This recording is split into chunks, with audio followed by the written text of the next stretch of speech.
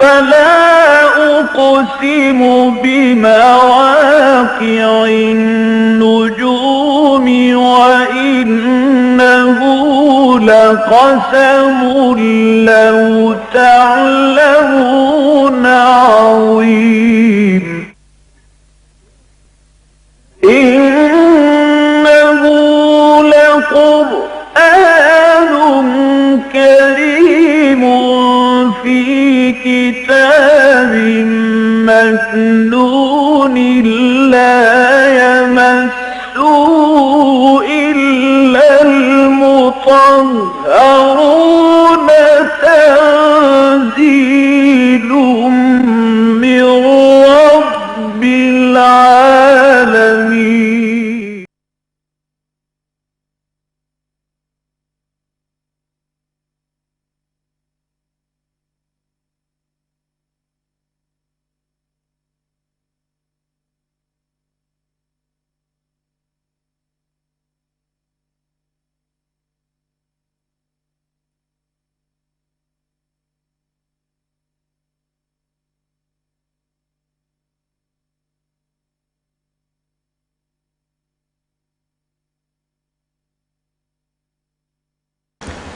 نحمده ونصلي على رسوله الكريم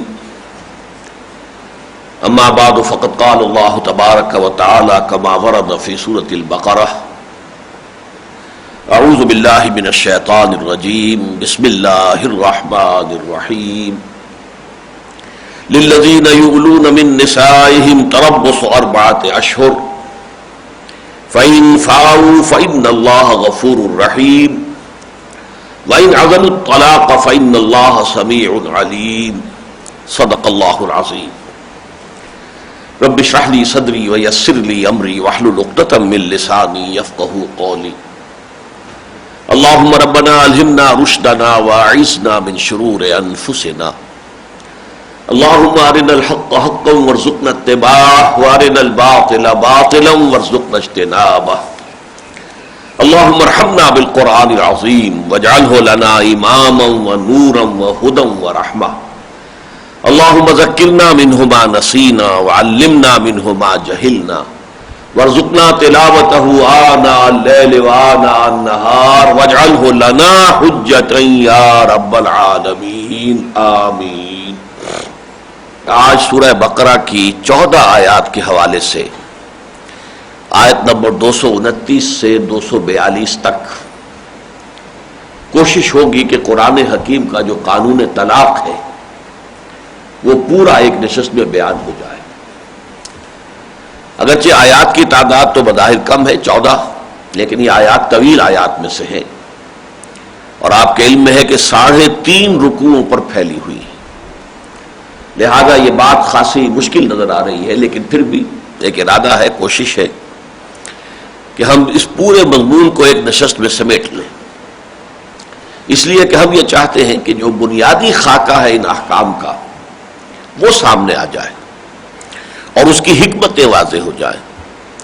باقی جو فقہی تفاصیل ہیں ظاہر بات ہے کہ ان کا یہاں بیان کرنے کا موقع بھی نہیں ہے، اور یہ چونکہ درس قرآن ہے، درس فقہ نہیں ہے، لہذا اس کی کوئی مناسبت بھی ہماری ان نشستوں کے ساتھ نہیں ہے.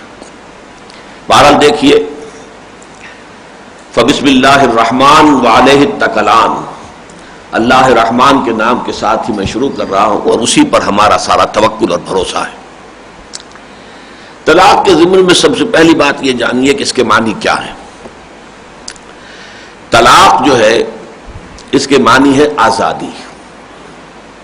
مطلق کا لفظ عربی زبان میں آتا ہے مقید یا مشروط کے مقابلے میں، کیونکہ نکاح جو ہے ایک طرح کی قید ہے، ایک عورت کی آزادی اس میں بند ہو جاتی ہے کہ وہ ایک ہی شوہر کے حوالہ عقد میں ہے، اور جب تک وہ اس کے حوالہ عقد میں، یا قید نکاح کا لفظ بھی استعمال ہوتا ہے، قید نکاح میں ہے، اس وقت تک وہ کسی دوسرے شخص سے نہ شادی کر سکتی ہے، نہ اس کے ساتھ کوئی جنسی تعلق قائم کر سکتی، معاذ اللہ. تو یہ قید ہے اصل میں. جیسے کہ غالب نے کہا ہے کہ قید حیات و بند غم اصل میں دونوں ایک ہیں. موت سے پہلے آدمی غم سے نجات پائے کیوں. پوری انسانی زندگی بھی ایک طرح کی قید ہے، اور حضور نے تو فرمایا مومن کے لیے خاص طور پر الدنیا سجن المومن و جنت الکافر، یہ دنیا مومن کے لیے جیل خانہ ہے اور کافر کے لیے جنت ہے۔ بہرحال قید نکاح سے آزاد کر دینا، جب شوہر آزاد کر دیتا ہے کہ اس کے بعد وہ بیوی جو ہے اب ایک خاص وقت کے بعد پوری طرح آزاد ہوگی، وہ اپنے نفس کے ضمن میں جو چاہے کرے، تو اس کا نام طلاق ہے۔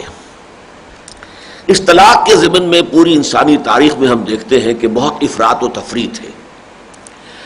وہ مذاہب کے جن میں کوئی محسوس اور معلوم آسمانی ہدایت سرے سے موجود ہی نہیں ہے، حالانکہ تمام مذاہب کا منبع اور سرچشمہ تو وہی دین اسلام ہے۔ ہم پڑھ چکے ہیں اسی سورہ مبارکہ میں، کان الناس امۃ واحدہ، آغاز میں حضرت آدم سے تو ایک ہی دین تھا، وہ اسلام تھا۔ پوری تمام نوع انسانی جو ہے، جو بھی ان کی اولاد تھی، نسل جو تھی، وہ ایک ہی دین پر تھی۔ بعد میں اس کی شاخیں بنتی چلی گئیں، لیکن بعض شاخیں اتنی دور نکل گئیں کہ اس کا تعلق جو ہے اس اصل سرچشمے سے بالکل کٹ گیا۔ تو ایسے مذاہب کی یہاں پہ گفتگو کرنا بیکار بات ہے۔ جیسے ہندو مت میں ہے طلاق کا کوئی تصور ہی نہیں ہے، بلکہ وہاں تو یہ ہے کہ عورت کا شوہر اگر مر گیا ہے تو اب اس کے بعد اس کو زندہ رہنے کا بھی حق نہیں، اسے ستی ہو جانا چاہیے، جل مرنا چاہیے، اس کی چتا میں اس کی آگ ہی میں جل کر خود بھی اپنے آپ کو ختم کر لینا چاہیے۔ بہرحال ان کی طرف میں اس وقت کوئی زیادہ توقع نہیں دینا چاہتا، لیکن جو ابراہیمی مذاہب ہیں اور توحیدی مذاہب ہیں ان میں بھی ایک بڑی افراط و تفریط ملتی ہے۔ یہود کے ہاں، کیونکہ یہود کے ہاں جو فقہ پروان چڑھی ہے، ان کی جو کتابیں ہیں ان میں آپ کے علم میں ہے کہ تورات وہ تو بنیادی کتاب ہے، لیکن پھر تالمود ان کی فقہ کی کتاب ہے، مشنا ان کی کتاب ہے کہ جس میں اور ان کے معاملات، یہ پھر اس کے بعد علماء کی اپنی تصانیف ہے۔ اس میں صورتحال طلاق کے بارے میں اتنی آسان کر دی گئی کہ جس وقت کوئی شخص چاہے اپنی بیوی کو بس لکھ کر دے دے کہ تو آزاد ہے، اور وہ بیوی اسی لمحے اگلے لمحے کسی دوسرے شخص سے شادی کر سکتی ہے۔ نہ اس کے طلاق دینے میں کوئی آداب ہے، کوئی اصول ہے، کوئی قواعد ہیں، کوئی ضوابط ہیں، کچھ نہیں، جب چاہے جس وقت چاہے اور جس وجہ سے چاہے اسے طلاق دے۔ اور طلاق کے بعد اس عورت کے اوپر بھی کوئی پابندی نہیں، دوسرے ہی لمحے وہ چاہے تو دوسرے شخص سے شادی کر لے۔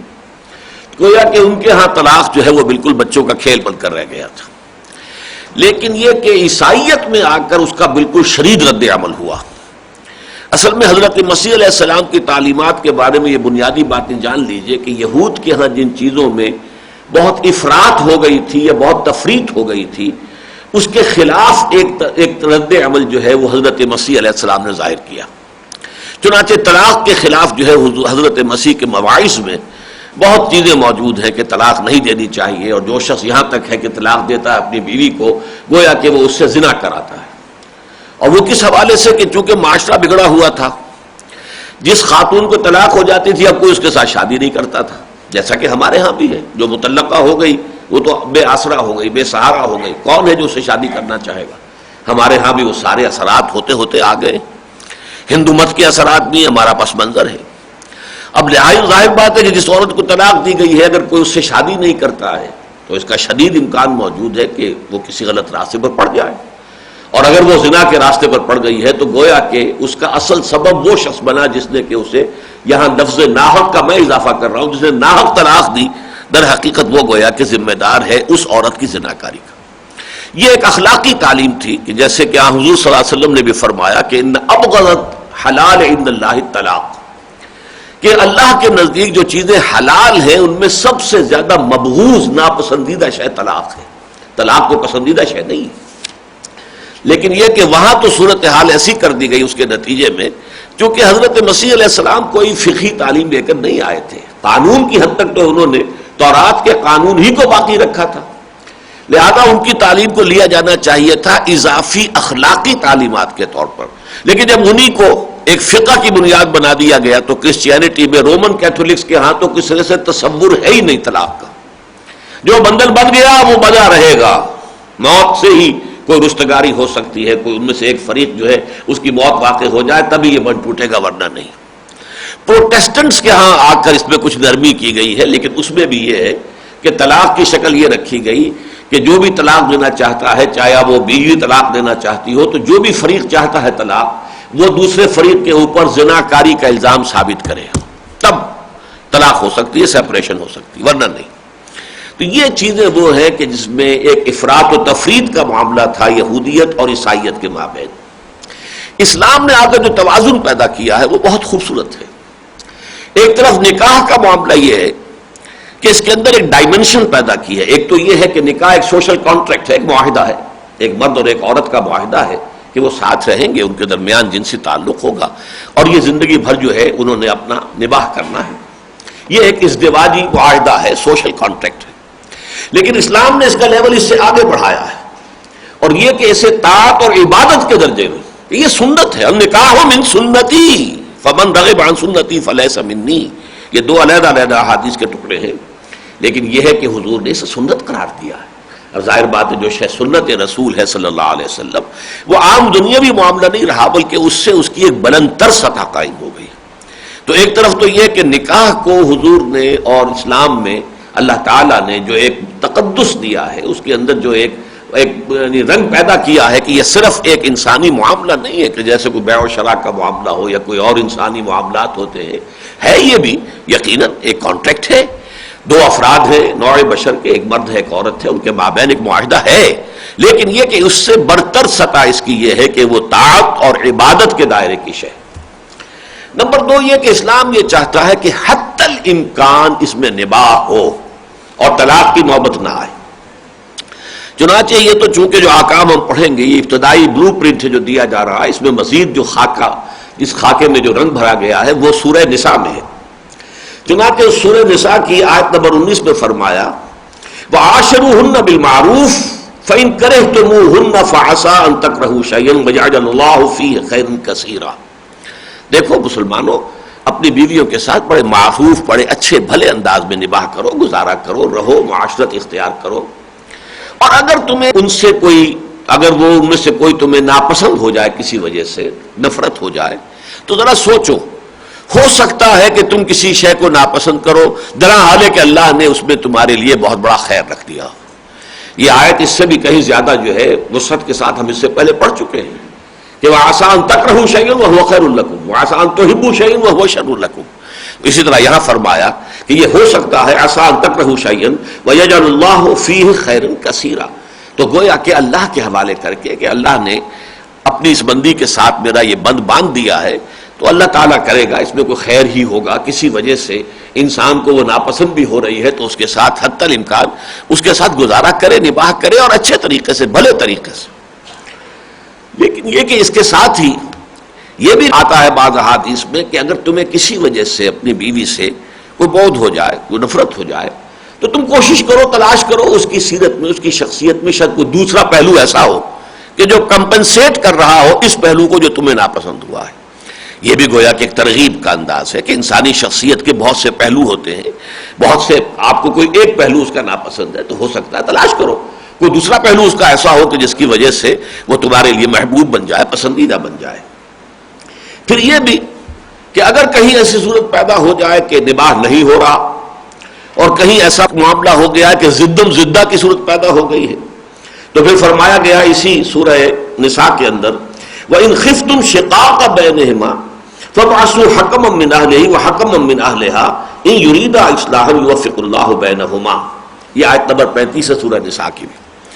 اگر تمہیں اندیشہ ہو جائے کہ میاں بیوی میں تو کوئی زدم زدہ ہو گئی ہے، ہوتا یہی ہے بسا اوقات جب کوئی تکرار ہو جائے، اختلاف ہو جائے تو پھر کچھ اس میں انسان کی عزت نفس بھی آ جاتی ہے.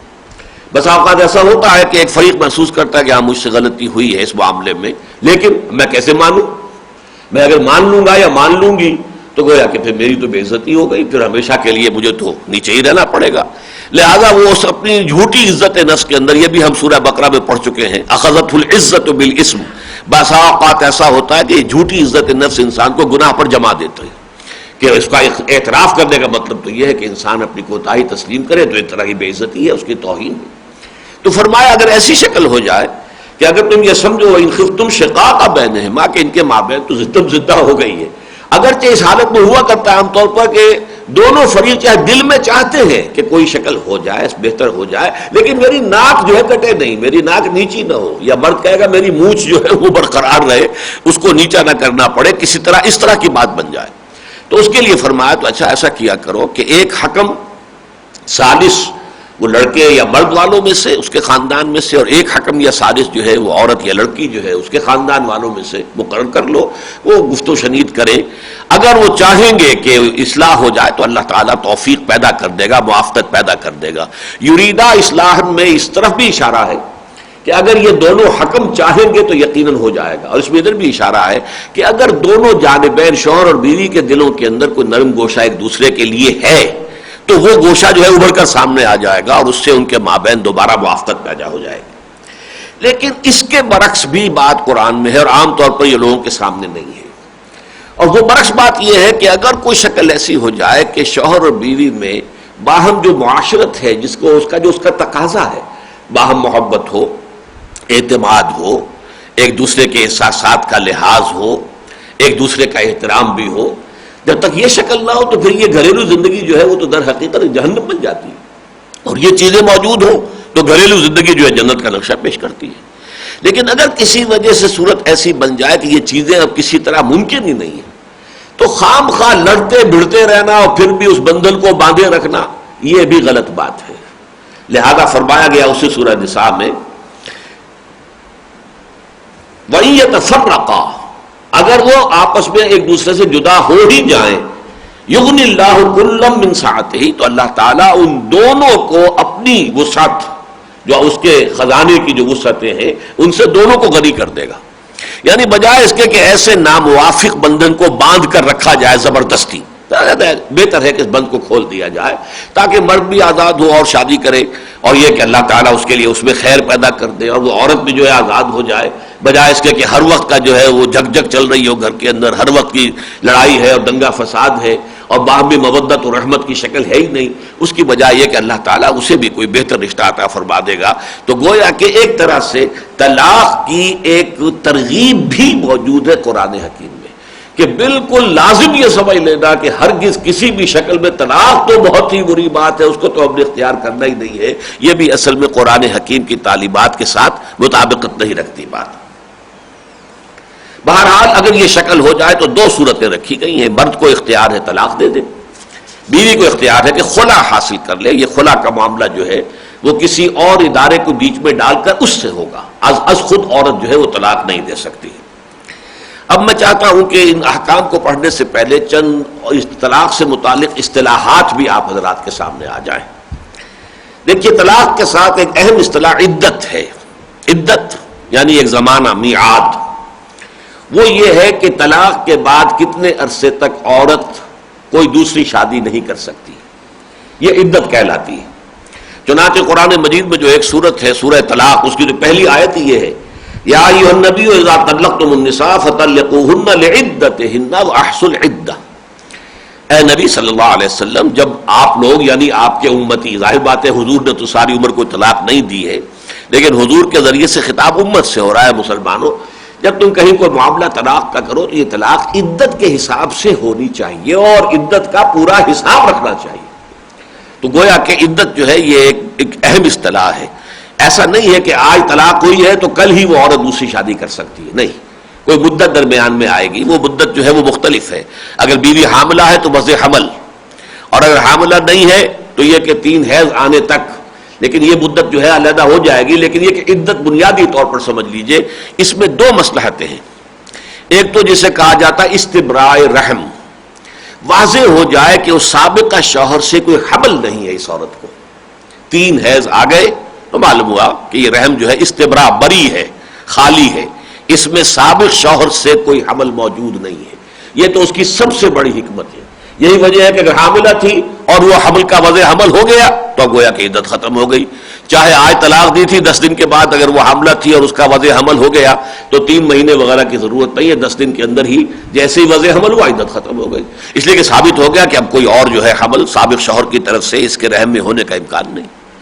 دوسرا یہ کہ اسی عدت کے دوران رجعی طلاق جو ہوتی ہے اس میں شوہر کو اختیار رہتا ہے کہ وہ طلاق واپس لے لے اور اپنی بیوی کو واپس اپنی زوجیت میں لے لے، وہ بعد میں تفصیل سے عرض کروں گا۔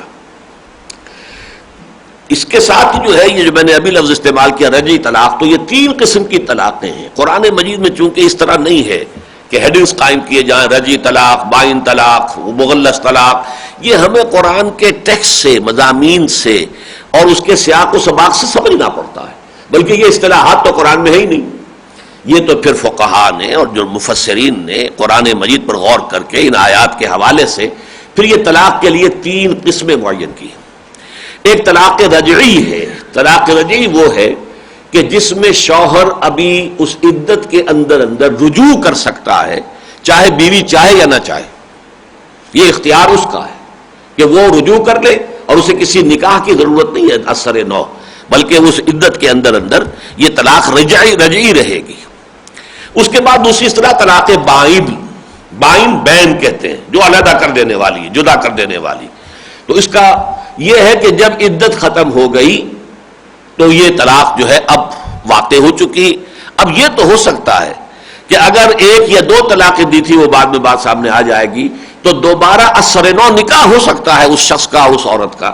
لیکن یہ کہ بغیر نکاح کے، اب ظاہر بات ہے کہ نکاح ہوگا تو دوبارہ اب عورت کی رضامندی سے ہوگا. جو رجوع ہے عدت کے اندر اس میں عورت کی رضامندی ضروری نہیں ہے، اس کا اختیار مطلق شوہر کو حاصل ہے. جیسے اس نے طلاق دی تھی ویسے ہی طلاق وہ واپس لے سکتا ہے، رجوع کر سکتا ہے. لیکن طلاق بائن میں علیحدگی تو ہو گئی، لیکن البتہ اگر صرف بائن ہے، مغلظ نہیں ہے، وہ تیسری اصطلاح بعد میں آئے گی، تو اگر مغلظ نہیں ہے تو اب یہ دوبارہ نکاح کر سکتے ہیں باہمی رضامندی کے ساتھ. لیکن اس میں ظاہر بات ہے کہ عورت کی رضامندی بھی اب لازمی شرط ہوگی. تیسرے ہے طلاق مغلظ. جب تیسری مرتبہ بھی طلاق دے دی جائے تو یہ طلاق ایک تو یہ کہ فوراً بائن ہو گئی، اب وہ عدت کے دوران بھی شوہر رجوع نہیں کر سکتا، اس کا حق رجعت ختم ہو چکا.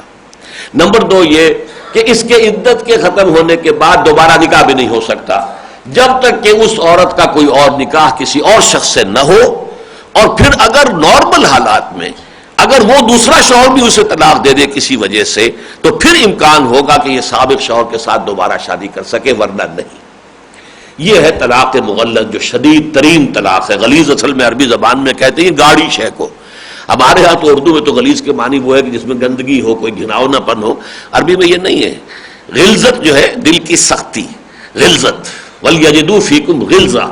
اے مسلمانوں چاہیے کہ کفار تمہارے دل میں اپنے لیے سختی محسوس کریں، نرمی نہ محسوس کریں.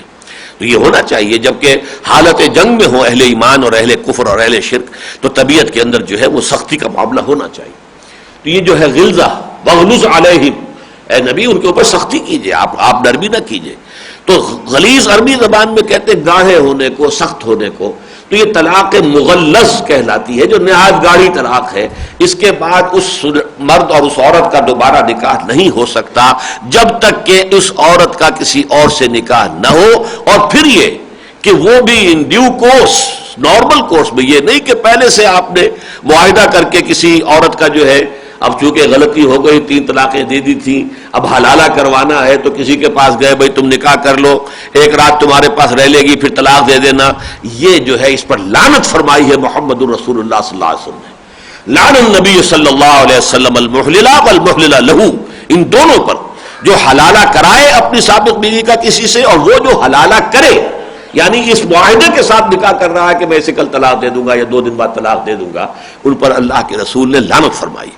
لیکن چونکہ ہمارے ہاں وہ فقہی چیزیں جب چلی ہیں تو آیا یہ طلاق مغلظ جب واقع ہو گئی تو اس کے بعد اگر نکاح ہو رہا ہے تو اب نکاح تو منعقد ہو جائے گا. کیا پتا ہے کہ یہ معاہدہ کیا ہے، نکاح خان نے تو نکاح پڑھا دیا، اسے کیا پتا ان کا اندرونی طور پر معاہدہ کیا تھا. تو قانونی طور پر تو نکاح وہ ہو جائے گا. اسی لیے ہمارے ہاں یہ حلالے کا باب کھلا ہے اور اس درجے گندگی ہے کہ ہمارے ہاں بعض مولوی حلالہ کے نام سے مشہور ہو گئے کہ ان کا تو پیشہ بن گیا یہ کہ اگر کہیں، اور یہ ہمارے ہاں غلطیاں ہوتی ہیں لوگوں سے، وہ 3 طلاقیں دے بیٹھتے، غصے کے اندر آ کے ساری طلاقیں ایک دم دے دی. اب اس کے بعد روتے پھرتے ہیں اور پھر انہیں چاہیے کہ اچھا بھائی چلے کوئی عالم دین کو مولوی ہو، اچھا آدمی ہو، چلیے 1 رات اس کے ہاں بسر کر لے، پھر میرے لیے اس سے نکاح کرنا جائز ہو جائے. تو وہ لوگ جو ہے مولوی حلالہ کے نام سے مشہور ہو جاتے ہیں. اور یہ شے انتہائی گندگی ہے، شریعت کے ساتھ مذاق ہے. یہ شریعت کا در حقیقت استہزاء کرنے کے مترادف ہے جس پر کہ اللہ اور اس کے رسول کی طرف سے لعنت سے. ہاں اگر عام حالات میں دوسری شادی ہوئی پھر کسی وجہ سے اس کے ساتھ بھی نکاح نہیں ہو سکا اور اس نے بھی طلاق دے دی تو اب امکان ہے کہ اس بیوی کا پھر نکاح ہو سکے سابق شوہر کے ساتھ. بس ان اصطلاحات کو آپ سمجھ لیجیے اور آگے چلیے. اب ارشاد باری تعالیٰ للذین یولون من نسائہم تربص 4 اشہر. اب یہ ایلا سے بات شروع ہو رہی ہے. ایلا یہ ہے کہ کوئی شوہر اپنی بیوی سے قطع تعلق کرنے کی قسم کھا لے، یعنی جنسی تعلق اب میں نہیں رکھوں گا، اپنی بیوی کے پاس نہیں جاؤں گا، اس سے مقاربت نہیں کروں گا، قسم کھا بیٹھتا. یہ ایلا ہے. یہ ایلا حضور کی زندگی میں بھی ہوا. ایک مرتبہ آپ نے اپنی تمام ازواج مطہرات سے ایلا کیا، 1 مہینے تک جاری رہا ہے، جبکہ ان سب نے مل جل کر مطالبہ کیا تھا کہ ہمارے نفقے میں اضافہ ہونا چاہیے. اب تو مسلمانوں کے ہاں عام طور پر خوشحالی آ گئی ہے، جبکہ حضور اپنی اختیاری فقر کے اوپر قائم رہنا چاہتے تھے. لہذا اس وقت آپ نے ایلا فرمایا ہے، اور عام خبر مشہور یہ ہو گئی تھی کہ شاید آپ نے طلاق دے دیا. وہ طلاق نہیں تھی، ایلا تھا.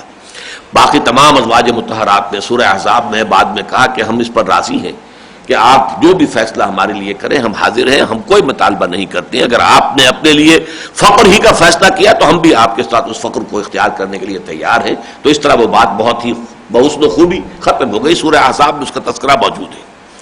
لیکن یہاں فرمایا گیا کہ ایلا اگر کسی نے کیا ہے تو میکسیمم مدت جو ہے وہ 4 مہینے ہے. للذین یولون من نسائہم تربص 4 اشہر. 4 مہینے تک تو انتظار کیا جا سکتا ہے.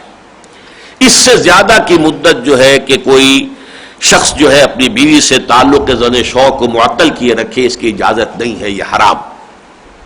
یہی وجہ ہے کہ حضرت عمر رضی اللہ تعالیٰ عنہ نے ایک زمانے میں اپنے عہد خلافت میں یہ قانون بنا دیا تھا کہ کوئی مجاہد 4 مہینے سے زیادہ گھر سے غیر حاضر نہ رہے.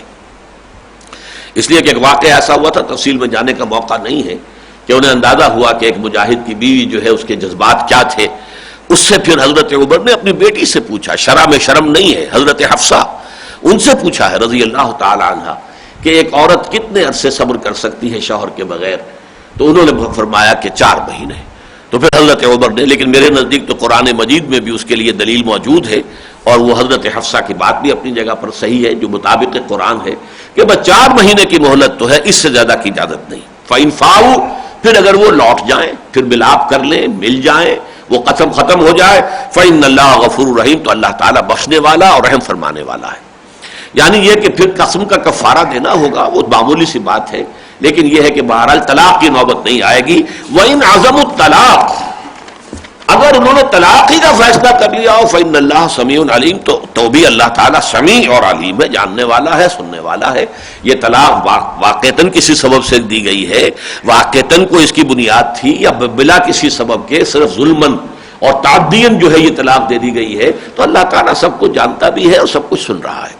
تو یہ گویا کہ ایک مدت معین کی گئی ہے کہ اس سے زیادہ تعلق زن و شوق کا انقطاع نہیں رہنا چاہیے. اب جیسا کہ میں نے عرض کیا تھا، اب اس میں فقہی مباحث بہت سے آ جائیں گے.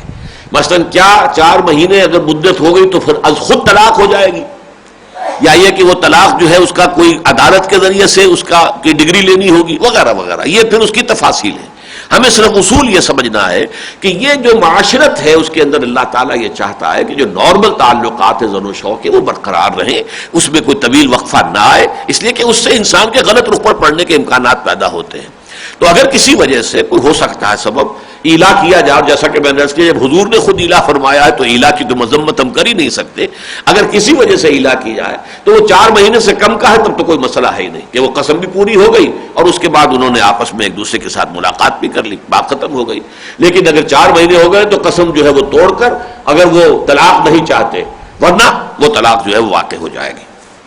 والمطلقات یتربصن بانفسهن 3 قروء، اور جو مطلقہ عورتیں ہوں جنہیں طلاق دے دی جائے وہ روکے رکھیں اپنے آپ کو، اپنے نفسوں کو 3 میعادوں تک. قرا اصل میں کہتے ہیں کسی شے کو جمع کرنے والی چیز، اس کی کچھ حدود ہوتی ہیں. جیسے اگر ایک حوض ہے اس میں پانی ہے تو حوض کے کنارے بھی ہیں، تو قرا بنیادی طور پر اس کے لیے، قریہ بستی ہے تو بستی کے بھی حدود ہوتے ہیں. اب اسی وجہ سے اس لفظ کے معنی دونوں لیے گئے ہیں، 3 حیض یا 3 طہر. عام طور پر فقہ حنفی کے اندر اس سے مراد 3 حیض ہے. ایک تو یہ کہ یہ حیض کی حالت میں طلاق دینا پسندیدہ نہیں ہے، طہر کی حالت میں، اور اس کے بعد یہ کہ 3 حیض آنے تک عورت جو ہے انتظار کرے گی، یہ گویا کہ عدت ہے اس کی. ولا یحل لہن، البتہ اس میں استثناءات ہیں. کوئی نابالغ بچی ہے اس کو حیض آتا ہی نہیں ہے، اس کے لیے کوئی اور مدت ہوگی، 3 مہینے مقرر ہیں. کوئی بوڑھی عورت ہے جس کو ایام ماہواری ختم ہو چکے ہیں، اس کا بھی کوئی اور مسئلہ ہوگا. اگر حاملہ ہے اس کا مسئلہ بھی اور ہوگا. تو اسی طریقے سے کوئی اگر کنیز ہے جس سے شادی کی ہوئی تھی اس کا معاملہ کچھ اور ہوگا. لیکن اور یہ کہ ایک ایسی بیوی ہے کہ جس سے کوئی تعلق ہوا ہی نہیں آج تک, صرف نکاح ہوا تھا, رخصتی ہوئی نہیں, تو اس کے لیے کوئی عدت سرے سے ہے ہی نہیں. تو اس طریقے سے استثناءات ہوں گی, لیکن عام قانون یہی ہے عام حالات میں کہ اگر طلاق دی گئی ہے تو وہ خواتین جنہیں طلاق دی گئی ہو وہ 3 حیضوں تک انتظار کریں. انتظار دونوں چیزوں کا ہو جائے گا. ایک تو یہ کہ اس مدت میں شوہر رجوع کر سکتا ہے, واپس لے سکتا ہے, اس میں بیوی کی رضامندی لازم نہیں. نمبر 2 یہ کہ اس دوران میں وہ بیوی کسی اور سے شادی نہیں کر سکتی. وَلَا يَحِلُّ لَهُنَّ أَن يَكْتُمْنَ مَا خَلَقَ اللَّهُ فِي أَرْحَامِهِنَّ, اور ان کے لیے ہرگز جائز نہیں ہے کہ وہ چھپا لیں اس شے کو جو اللہ نے ان کے رحموں میں پیدا کر دی ہو. ان کن یؤمن باللہ والیوم الآخر, اگر وہ واقعتاً ایمان رکھتی ہیں اللہ پر اور یوم آخر پر. یعنی یہ کہ ایک عورت یہ سمجھے کہ مجھے حمل تو ہے, میں ظاہر نہ کروں تو بہتر ہے, اس لیے کہ پھر تو یہ وہ جو مجھے شوہر جو طلاق دے رہا ہے پھر یہ بیٹا یا بیٹی اس کی شمار ہوگی, بلکہ وہ چھپا لے اس کو تاکہ اس کے فوراً بعد میں کوئی اور شادی کروں تو وہ بچہ اس کا شمار ہو جائے, میرے پاس تو رہے گا. یہ ساری چیزیں گناہ کبیرہ ہیں, بہت بڑا گناہ ہے. ولا یحل لہن, ان کے لیے ہرگز حلال نہیں ہے ان یکتمن ما خلق اللہ فی ارحامہن, کہ وہ چھپائیں اس چیز کو جو اللہ نے پیدا کی ہے ان کے رحموں میں. بہرحال خالق تو اللہ تعالیٰ ہے. ان کن یؤمن باللہ والیوم الآخر, اگر وہ واقعتاً ایمان رکھتی ہیں اللہ پر اور یوم آخر پر. وبعولتہن احق بردہن فی ذلک, اور ان کے شوہر زیادہ حقدار ہیں اس عرصے کے اندر اندر, فی ذالک یعنی اس عدت کی مدت کے اندر اندر وہ زیادہ حقدار ہے کہ انہیں لوٹا لیں. جیسا کہ میں نے عرض کیا احق سے بات سامنے آ گئی کہ اس میں عورت کی رضامندی ضروری نہیں ہے, شوہر کا اختیار مطلق ہے. اس نے طلاق دی تھی, ایک ہی طلاق دی تھی یا 2 طلاقیں دی تھی, عدت کے اندر اندر رجوع کر سکتا ہے. وَبَعُولَتُهُنَّ أَحَقُّ بِرَدِّهِنَّ فِي ذَلِكَ إِنْ أَرَادُوا إِصْلَاحًا, لیکن شرط یہ ہے کہ وہ اصلاح کی نیت سے ایسا کر رہے ہوں. یہ نہ ہو کہ اسے طلاق جو ہے یہ تو اگر عدت ختم ہو جائے گی تو پھر آزاد ہو جائے گی, تو میرے ہاتھ سے نکل جائے گی, پھر میں کیسے ستاؤں گا, کیسے قرآن بدلے چکاؤں گا, لہذا رجوع کر لو. یہ رجوع اگر اس نیت سے ہے تو بہت بڑا گناہ ہے. یعنی یہ ایسا ہی ہے جیسا کہ میں نے عرض کیا تھا کہ قانون ہی ہوتا ہے. قانون سے کھیلنے پر کوئی آ جائے تو ظاہر بات ہے کہ پھر یہ کہ کوئی بڑے سے بڑا قانون ہو, چاہے وہ انسان کا بنایا ہوا ہو چاہے اللہ کا بنایا ہوا ہو, جب قانون کے ساتھ کوئی شخص کھیلنے پر آ جائے, استہزاء اور تلاوت پر آ جائے تو پھر اس کی کوئی حد نہیں ہوتی. لہذا یہاں پر قید لگا دی ان ارادو اصلاحا, اگر وہ واقعتاً اصلاح کی بہتری کے خواہش مند ہے. وَلَهُنَّ مِثْلُ الَّذِي عَلَيْهِنَّ بِالْمَعْرُوفِ وَلِلرِّجَالِ عَلَيْهِنَّ دَرَجَةٌ, اور ان کے حقوق بھی ہیں ویسے ہی جیسے کہ ان کے فرائض ہیں. یہ آیت جو ہے ذرا اس کے اگرچہ وقت چونکہ آج کم ہے, میں شاید کسی اور موقع پر اس کی زیادہ وضاحت کروں. سورہ نساء کا جب درس ہوگا, الرجال قوامون علی النساء جب ہم پڑھیں گے, یہاں اصل میں جو بات کہی جا رہی ہے اس کا عام طور پر چونکہ ترجمے 2 ممکن ہیں. ایک ترجمہ جو ہے وہ عام طور پر آپ کو ملے گا, اور وہ یہ ہے کہ عورتوں کے حقوق بھی مردوں پر ایسے ہی ہیں جیسے مردوں کے حقوق ہیں عورتوں پر. یہ ترجمہ صحیح نہیں ہے.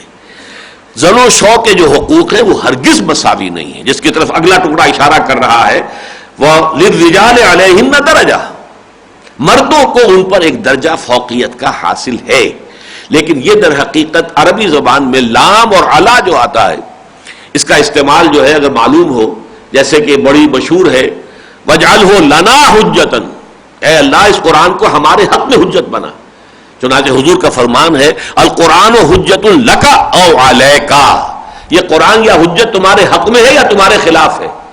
لام آتا ہے حق کے لیے, علا آتا ہے کسی خلاف کے لیے, کسی ذمہ داری کے لیے, مسئولیت کے لیے, جس کے لیے اکاؤنٹیبلٹی ہو. تو یہاں مراد یہ لہن, ان کے لیے بھی ہیں وہی حقوق, مثل الذی علیہن, جیسے کہ ان پر ذمہ داریاں ہیں. ظاہر بات ہے کہ مرد پر جو ذمہ داریاں ہیں اس لیے کہ کفالت اسے کرنی ہے, نان نفقے کا ذمہ دار وہ ہے, لہذا اس کے حقوق کچھ اور ہیں. لیکن عورت کے بھی حقوق ہیں, یہ نہ سمجھو کہ عورت کے سرے سے کوئی حقوق نہیں ہے, لیکن یہ کہ جیسی ان کی ذمہ داریاں ہیں, جیسے اللہ نے ان کے ذمہ فرائض عائد کیے ہیں اسی کے متناسب ان کے حقوق بھی ہیں. وَلَهُنَّ مِثْلُ الَّذِي عَلَيْهِنَّ بِالْمَعْرُوفِ, بھلے طریقے سے معروف انداز پر, جو بھی ہر انسان سمجھے کہ ہاں یہی اس کا صحیح طریقہ ہے. سرشت جو ہے انسان کی وہ چونکہ اس کا فیصلہ کر سکتی ہے. معروف اور منکر کی بنیادی اصطلاحات یہی ہیں. معروف جو جانی پہچانی چیز ہے, جو کہ انسان کا ضمیر بتا دیتا ہے کہ یہ بات ٹھیک ہے، اور منکر وہ ہے جس سے انسان کا ضمیر یہ بات کرتا ہے کہ نہیں یہ کوئی اچھی بات نہیں ہے۔ تو اس کو بھی قرآن مجید کے اندر بھی، احادیث کے اندر بھی جو ہے ایک سند مانا گیا ہے کہ واقعتاً انسانوں کا جو اندرونی کانشنس کا فیصلہ ہوتا ہے وہ بھی ایک سند ہے، وہ بھی ایک دلیل ہے۔ وَلِلرِّجَالِ عَلَيْهِنَّ دَرَجَةٌ، اصل میں یہ مضمون پورے شباب کو پہنچے گا، عروج کو پہنچے گا سورہ نساء میں، الرجال قوامون علی النساء، لیکن یہ مضمون چونکہ ایسا ہے کہ خواتین کے لیے پسندیدہ بات نہیں ہے، وہ چاہتی ہیں کہ ہمیں برابر مانا جائے، آخر ہم انسان ہیں، یہ مرد انسان ہے، عورتیں بھی انسان ہیں، تو ان کے اب یہ اسلام کے اندر برابری بھی ہے، عورت اور مرد کی شرف انسانیت میں وہ برابر کے شریک ہیں، دونوں ہیومن بینگز ہیں، ہیومن بینگز ہونے کے اعتبار سے جو بھی شرافت ہے اور جو بھی عزت ہے وہ دونوں کی ہے، اخلاقی اعتبار سے وہ دونوں جو ہے اخلاقی مقامات بلند سے بلند ترین مقامات حاصل کر سکتے ہیں، اس حوالے سے برابری ہے، لیکن معاشرتی ذمہ داریوں کے حوالے سے اور معاشرتی اور سیاسی جو نظام دنیا میں اللہ بناتا ہے، دین اسلام بناتا ہے، اس میں مرد کو فوقیت حاصل ہے، مرد قوام ہے، ایک طرح سے گویا کہ حاکم ہے، نگران ہے عورتوں کے اوپر۔ تو لیکن یہ بات چونکہ کڑوی ہے عورتوں کے لیے، لہذا اسے پہلے ٹیبل بنانے کے لیے انداز جو ہے بڑا حکیمانہ استعمال کیا جا رہا ہے۔ وَلَهُنَّ مِثْلُ الَّذِي عَلَيْهِنَّ بِالْمَعْرُوفِ وَلِلرِّجَالِ عَلَيْهِنَّ دَرَجَةٌ، مردوں کو ان پر ایک درجہ فوقیت کا حاصل ہے۔ واللہ عزیز الحکیم، اللہ زبردست ہے، حکمت والا ہے، زبردست ہے تو جو چاہے کرے، وہ جس کو جو چاہے درجہ دے، جس کا جو چاہے مقام معین کرے، مخلوقات میں سے کوئی اس کے اس اختیار کو چیلنج نہیں کر سکتا۔ البتہ یہ کہ وہ حکیم ہے، اس کا کوئی فیصلہ، اس نے جو بھی کسی کے لیے مقام یا مرتبہ معین کیا ہے تو وہ حکمت پر مبنی ہے، بغیر حکمت کے نہیں ہے۔ الطلاق مرتان، طلاق دو مرتبہ ہے۔ اب اس سے مراد کیا ہے؟ رجعی طلاق، وہ طلاق جس میں رجوع ہو سکتا ہے، وہ طلاق دو مرتبہ ہوتی ہے۔ ایک مرتبہ طلاق دی، رجوع کر لیا، پھر دوسری مرتبہ طلاق دی، چاہے فوراً اسی کی سکسیشن میں دی ہو، اگلے مہینے دے دی ہو یا ایک سال بعد دی ہو، لیکن دوسری مرتبہ حق طلاق استعمال ہو گیا اور اس سے بھی رجوع کر لیا۔ اب تیسری مرتبہ جو ہے طلاق اگر ہوگی تو وہ بائن ہو جائے گی فوراً اور مغلظ ہو جائے گی۔ گویا کہ الطلاق جو پسندیدہ طلاق ہے وہ یہی ہے کہ دو ہی مرتبہ ہو، اس سے زیادہ نہ ہو، بلکہ یوں سمجھیے کہ احسن طلاق تو یہ ہے کہ ایک ہی طلاق دے کر اگر آپ نے فیصلہ کر لیا جدائی کا، ایک طلاق بھی کافی ہے۔ ایک طلاق آپ نے دے دی، عدت گزر گئی، وہ طلاق بائن ہو گئی، بات ختم ہوئی، اب وہ بیوی آزاد ہے، جہاں چاہے وہ شادی کرے، آپ کا کوئی حق اس پر نہیں ہے۔ ہاں اس کا امکان ہے کہ پھر کبھی اگر معاملہ ایسا ہو جائے دوبارہ بھی آپ کی شادی ہو سکتی ہے، اس دروازے کو کیوں بند کرتے ہیں آپ اپنے لیے؟ لہذا احسن طلاق تو یہ ہے کہ ایک ہی طلاق دی جائے، دوسری کی بھی نوبت نہ آئے۔ لیکن کبھی ایسا ہو سکتا ہے کہ تادیباً طلاق دی ہو ایک شخص نے، کہ اس کو صرف یہ بتا دینے کے لیے کہ آئی مین بزنس، دیکھو اگر تم نے اپنی روش درست نہ کی تو لو میں پہلی طلاق تو تمہیں دے رہا ہوں، یہ ہو سکتا ہے۔ یہ ایک تادیبی اگر کارروائی تھی تو ہو سکتا ہے کہ اس کے بعد بھی وہ عورت اگر اپنی روش پر رہتی ہے اور موافقت پیدا نہیں ہوتی تو دوسری مرتبہ طلاق دے کر بس چھوڑ دے۔ دوسری یہ طلاق حسن کہلائے گی یا طلاق مسنون کہلائے گی، حالانکہ حضور نے کبھی طلاق نہیں دی، حضور طلاق دے ہی نہیں سکتے تھے، اس لیے کہ آپ کی ازواج مطہرات تو آپ کے بعد شادی کر ہی نہیں سکتی تھی، لہذا طلاق کا سوال ہی پیدا نہیں ہوتا۔ آپ کی ازواج مطہرات تو پوری امت کے لیے ماؤں کے درجے میں تھی، ان کے دوبارہ نکاح کا سوال ہی نہیں، لہذا آپ کی پوری زندگی میں طلاق کا مسئلہ کبھی نہیں آیا۔ لیکن جیسا کہ میں نے آپ کو بتایا سورہ طلاق شروع ہو رہی ہے، یا ایھا النبی اذا طلقتم النساء، لیکن طلقتم یہ جمع کا صیغہ آ گیا، معلوم ہوا کہ بظاہر خطاب حضور سے، اصل میں حضور کے ذریعے سے، حضور کے وساطت سے مسلمانوں سے خطاب ہے۔ تو یہاں فرمایا الطلاق مرتان، طلاق احسن، طلاق حسن، اور تیسری طلاق یہ طلاق بدعت ہے جو پسندیدہ نہیں ہے کسی حالت میں بھی۔ خام خواہ دروازہ بند کر لینا، ہو سکتا ہے اس اللہ کی بندی کا کہیں اور بھی نباہ نہ ہو، اور دوسری مرتبہ کا جو ہے طلاق کہیں اور اسے ہو گئی ہے تو اسے عقل آ جائے کہ واقعی میرے اندر ہی کوئی خامی تھی، میرا سابق شوہر جو وہی ٹھیک تھا، میں دوسرے شوہر کے ساتھ بھی نباہ نہیں کر سکی، تو پھر اگر وہ دوبارہ جو ہے باہمی رضامندی سے نکاح کر لیں تو اس دروازے کو آپ تیسری طلاق دے کر کیوں بند کرتے ہیں؟ اگر بند کرتے ہیں تو بہرحال یہ طلاق بدعت ہے، پسندیدہ نہیں ہے۔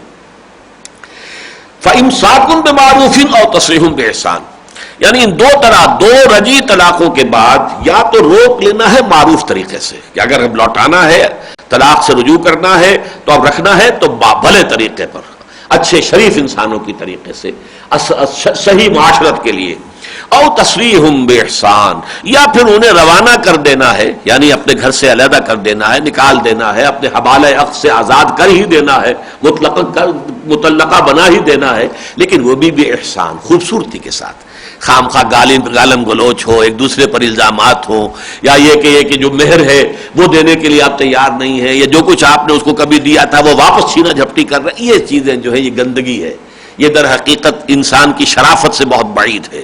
بے احسان تصریح بھی اگر ہے، انہیں رخصت بھی کرنا ہو، تو جیسا کہ حضور نے بھی فرمایا تھا اپنی ازواج مطہرات سے جب انہوں نے الا کیا تھا کہ اگر تمہیں دنیا چاہیے، ان کنتن تردن زینت الحیات الدنیا وزینتها حیات الدنیا وزینتها فتعالین امتعکن واسرحکن سراحا جمیلا، تو آؤ میں تمہیں دنیا کا ساز و سامان دے دوں گا، لیکن پھر اپنے ہاتھ سے تمہیں رخصت کر دوں گا، پھر میرے گھر میں نہیں رہ سکتی، میں نے تو اختیار کیا ہوا فقر کو، الفقر فخری، میرے گھر میں رہنا ہے تو وہی فقر جو ہے تمہیں قبول کرنا ہوگا۔ بہرحال ان سب نے قبول کیا کہ ہم راضی ہیں اس پر، تو اس اعتبار سے یہ ہے کہ فَإِمْسَاكٌ بِمَعْرُوفٍ أَوْ تَصْرِيحٌ بِإِحْسَانٍ وَلَا يَحِلُّ لَكُمْ أَن تَأْخُذُوا مِمَّا آتَيْتُمُوهُنَّ شَيْئًا، اور تمہارے لیے ہرگز حلال نہیں ہے کہ تم واپس لو ان سے جو بھی کچھ تم نے انہیں دیا تھا، اس میں مہر دیا تھا، کوئی ہدایہ دیے تھے، کوئی تحفے دیے تھے، ظاہر بات ہے کہ جب آپس میں پیار محبت ہوتا ہے تو یہ ساری باتیں ہوتی ہیں، اب وہ واپس اس کا حساب کتاب کرنا، واپس لینا یہ جائز نہیں ہے، یہ شرافت سے بعید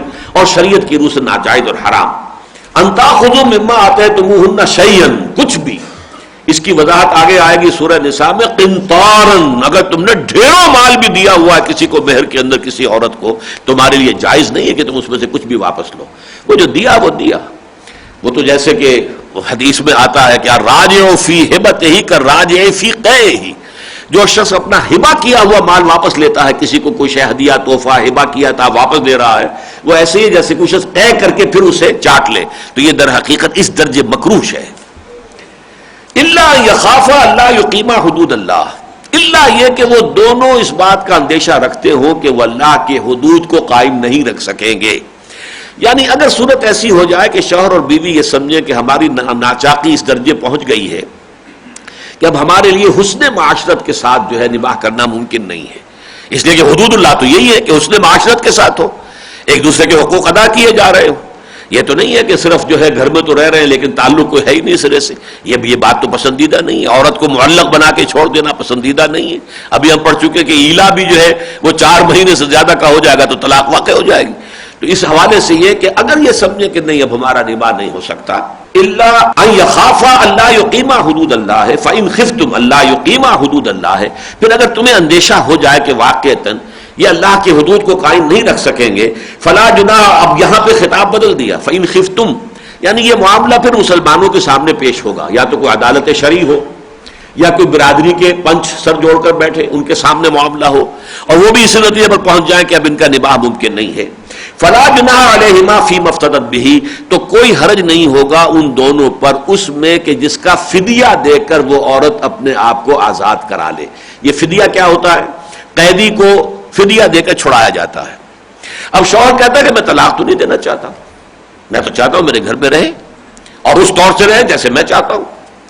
اب وہ عورت جو ہے وہ کہتی کہ میں اس کے گھر میں اب نہیں رہ سکتی، میرے لیے نباہ ممکن نہیں ہے، ہم اللہ کے حدود کی پابندی نہیں کر سکیں گے، کیونکہ ابھی عورت چاہ رہی ہے، لہذا اسے کچھ فدیہ دے کر اپنے آپ کو آزاد کرانا ہوگا۔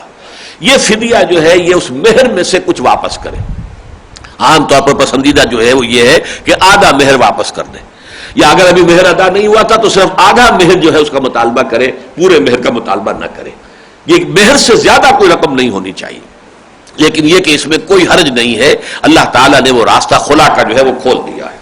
تلک حدود اللہ، یہ اللہ کی حدود ہے، فلا تعتدوها، تو دیکھو ان سے تجاوز مت کرنا، ومن یتعد حدود اللہ فاولئک هم الظالمون، اور جو اللہ کے حدود سے آگے تجاوز کرتے ہیں تو پھر وہی ظالم ہے۔ قرآن مجید کا یہ اسلوب آپ دیکھیں گے بار بار آئے گا کہ قانون کو صرف قانون کی زبان میں بیان کر دینا کافی نہیں ہے، بار بار اللہ کی طرف توجہ دلانا، اللہ کی قدرت، اللہ کی حکمت، پھر جواب دہی، اللہ کے ہاں حساب کتاب، آخرت کا جو بھی اجر و ثواب ہے، تقوی کی طرف جو ہے ترغیب دلانا، یہ ہر قدم برابر آتا ہے، اس لیے کہ وہ خالی قانون جو ہے وہ جو مطلوبہ کیفیات ہیں جو پیدا ہونی چاہیے اسے پیدا نہیں ہوتی جب تک کہ اس کے ساتھ یہ جو تقوی اور اللہ تعالی خدا ترسی آخرت کا کو جو ہے اپنے سامنے مد نظر رکھنا اور یہ کہ اللہ تعالیٰ کی ذات اور صفات پر نگاہ رکھنا، جب تک یہ نہیں ہوگا اس وقت تک جو ہے وہ حسن معاشرت پیدا نہیں ہو سکتی۔ فَإِن طَلَّقَهَا، اب یہ آخری تیسری طلاق آ گئی۔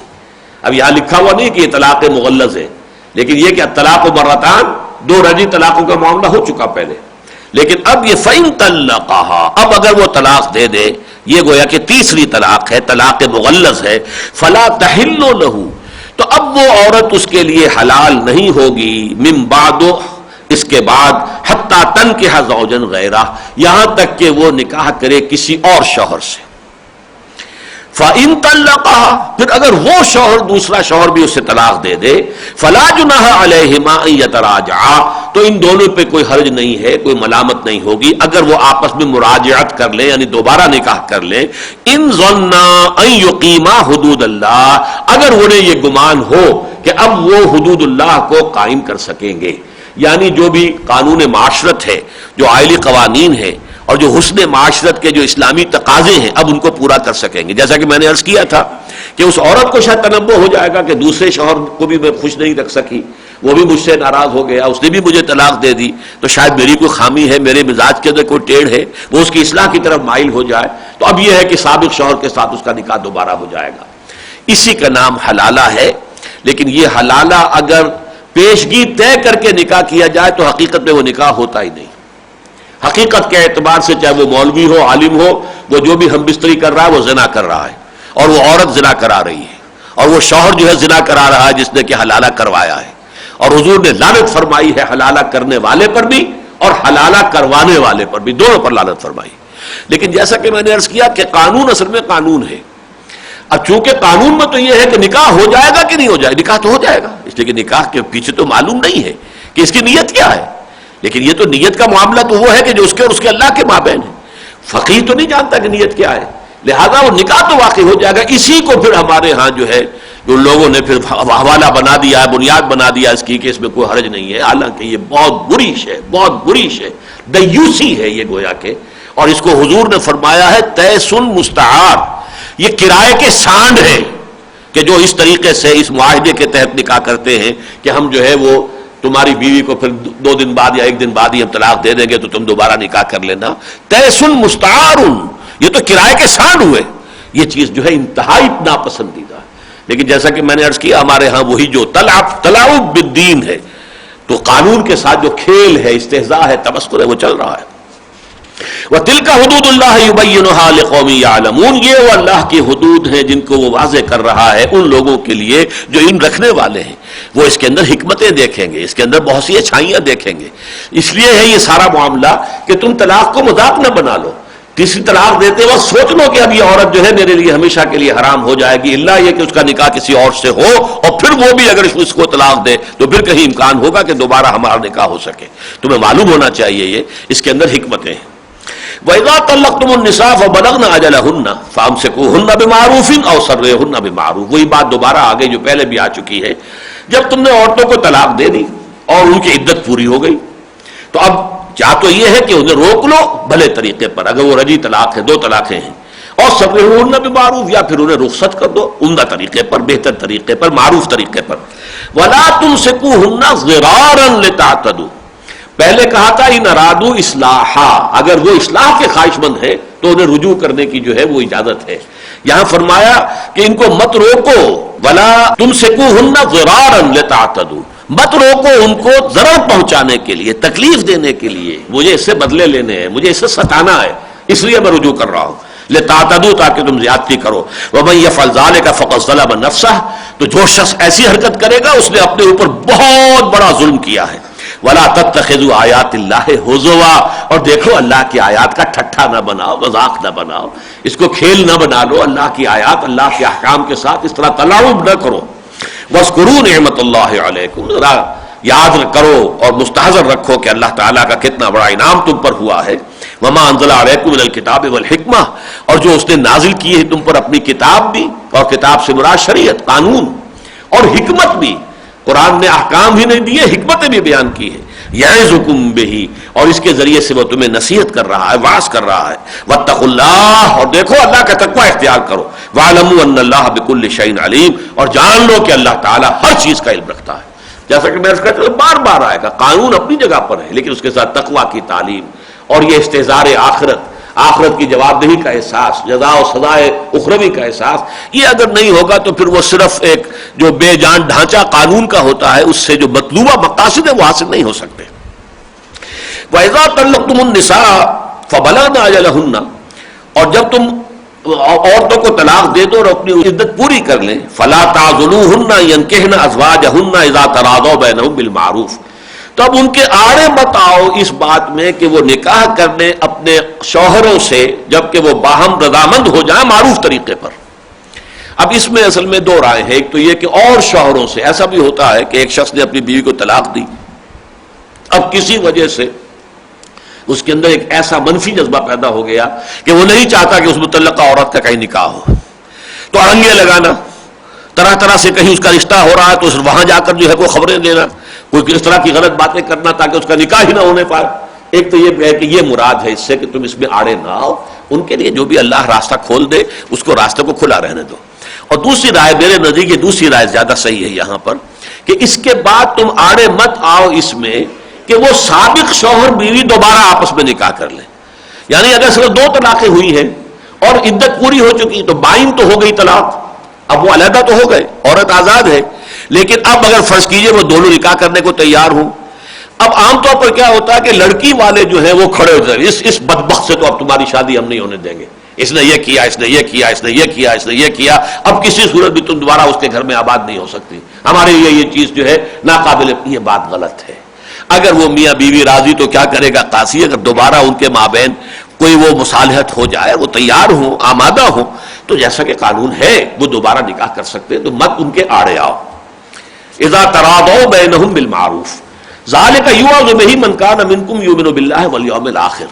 یہ وہ شے ہے جس کی نصیحت کی جا رہی ہے تم میں سے ان کو جو ایمان رکھتے ہو اللہ پر اور یوم آخر پر. ظاہر بات ہے کہ جو اللہ پر اور یوم آخر پر ایمان نہیں رکھتے ان کے لیے بڑی سے بڑی نصیحت بیکار ہے، اثر ہوگا ہی نہیں. چکنے گھڑے کے اوپر پانی کی بوند پڑے گی اور چلی جائے گی. لہذا نصیحت تو در حقیقت انہی لوگوں کے لیے ہوتی ہے کہ دل کے اندر وہ بات جذب ہو رہی ہو. تو جو لوگ ایمان اللہ پر رکھتے ہیں اور آخرت پر ہیں انہی کے اندر، انہی کے قلوب کے اندر جو ہے وہ نصیحت اور وعظ کو جذب کرنے کی صلاحیت ہوتی ہے. ذالک یوعظ بہ من کان منکم یؤمن باللہ والیوم الآخر ذالکم ازکیٰ لکم واطہر، اور یہی چیز تمہارے لیے زیادہ پاکیزہ بھی ہے، زیادہ پاک بھی ہے. ازکیٰ اور اطہر. زکا اس شے کو کہتے ہیں اس میں نشو و نما کا امکان ہوتا ہے، آگے بڑھنے کا، اور اطہر جو پاک ہے تو اس کے اندر یقیناً بہتری ہے، اور اس میں یہ ہے تم پاکیزگی بھی ہے، اس میں کوئی تمہارے لیے حرج والی بات نہیں. واللہ یعلم وانتم لا تعلمون، اللہ جانتا ہے تم نہیں جانتے. اللہ نے اگر اس کی اجازت دی ہے تو یقیناً اس کے اندر حکمت ہے، تم خواہ اس کے آڑے آ رہے ہو. والوالدات یرضعن اولادہن حولین کاملین لمن اراد ان یتم الرضاعہ، اور ماؤں کے ذمے ہے کہ وہ دودھ پلائیں اولاد کو، اپنے بچوں کو 2 پورے کامل سال، ان کے لیے جو چاہتے ہو کہ اپنے بچوں کی رضاعت پوری کروائے.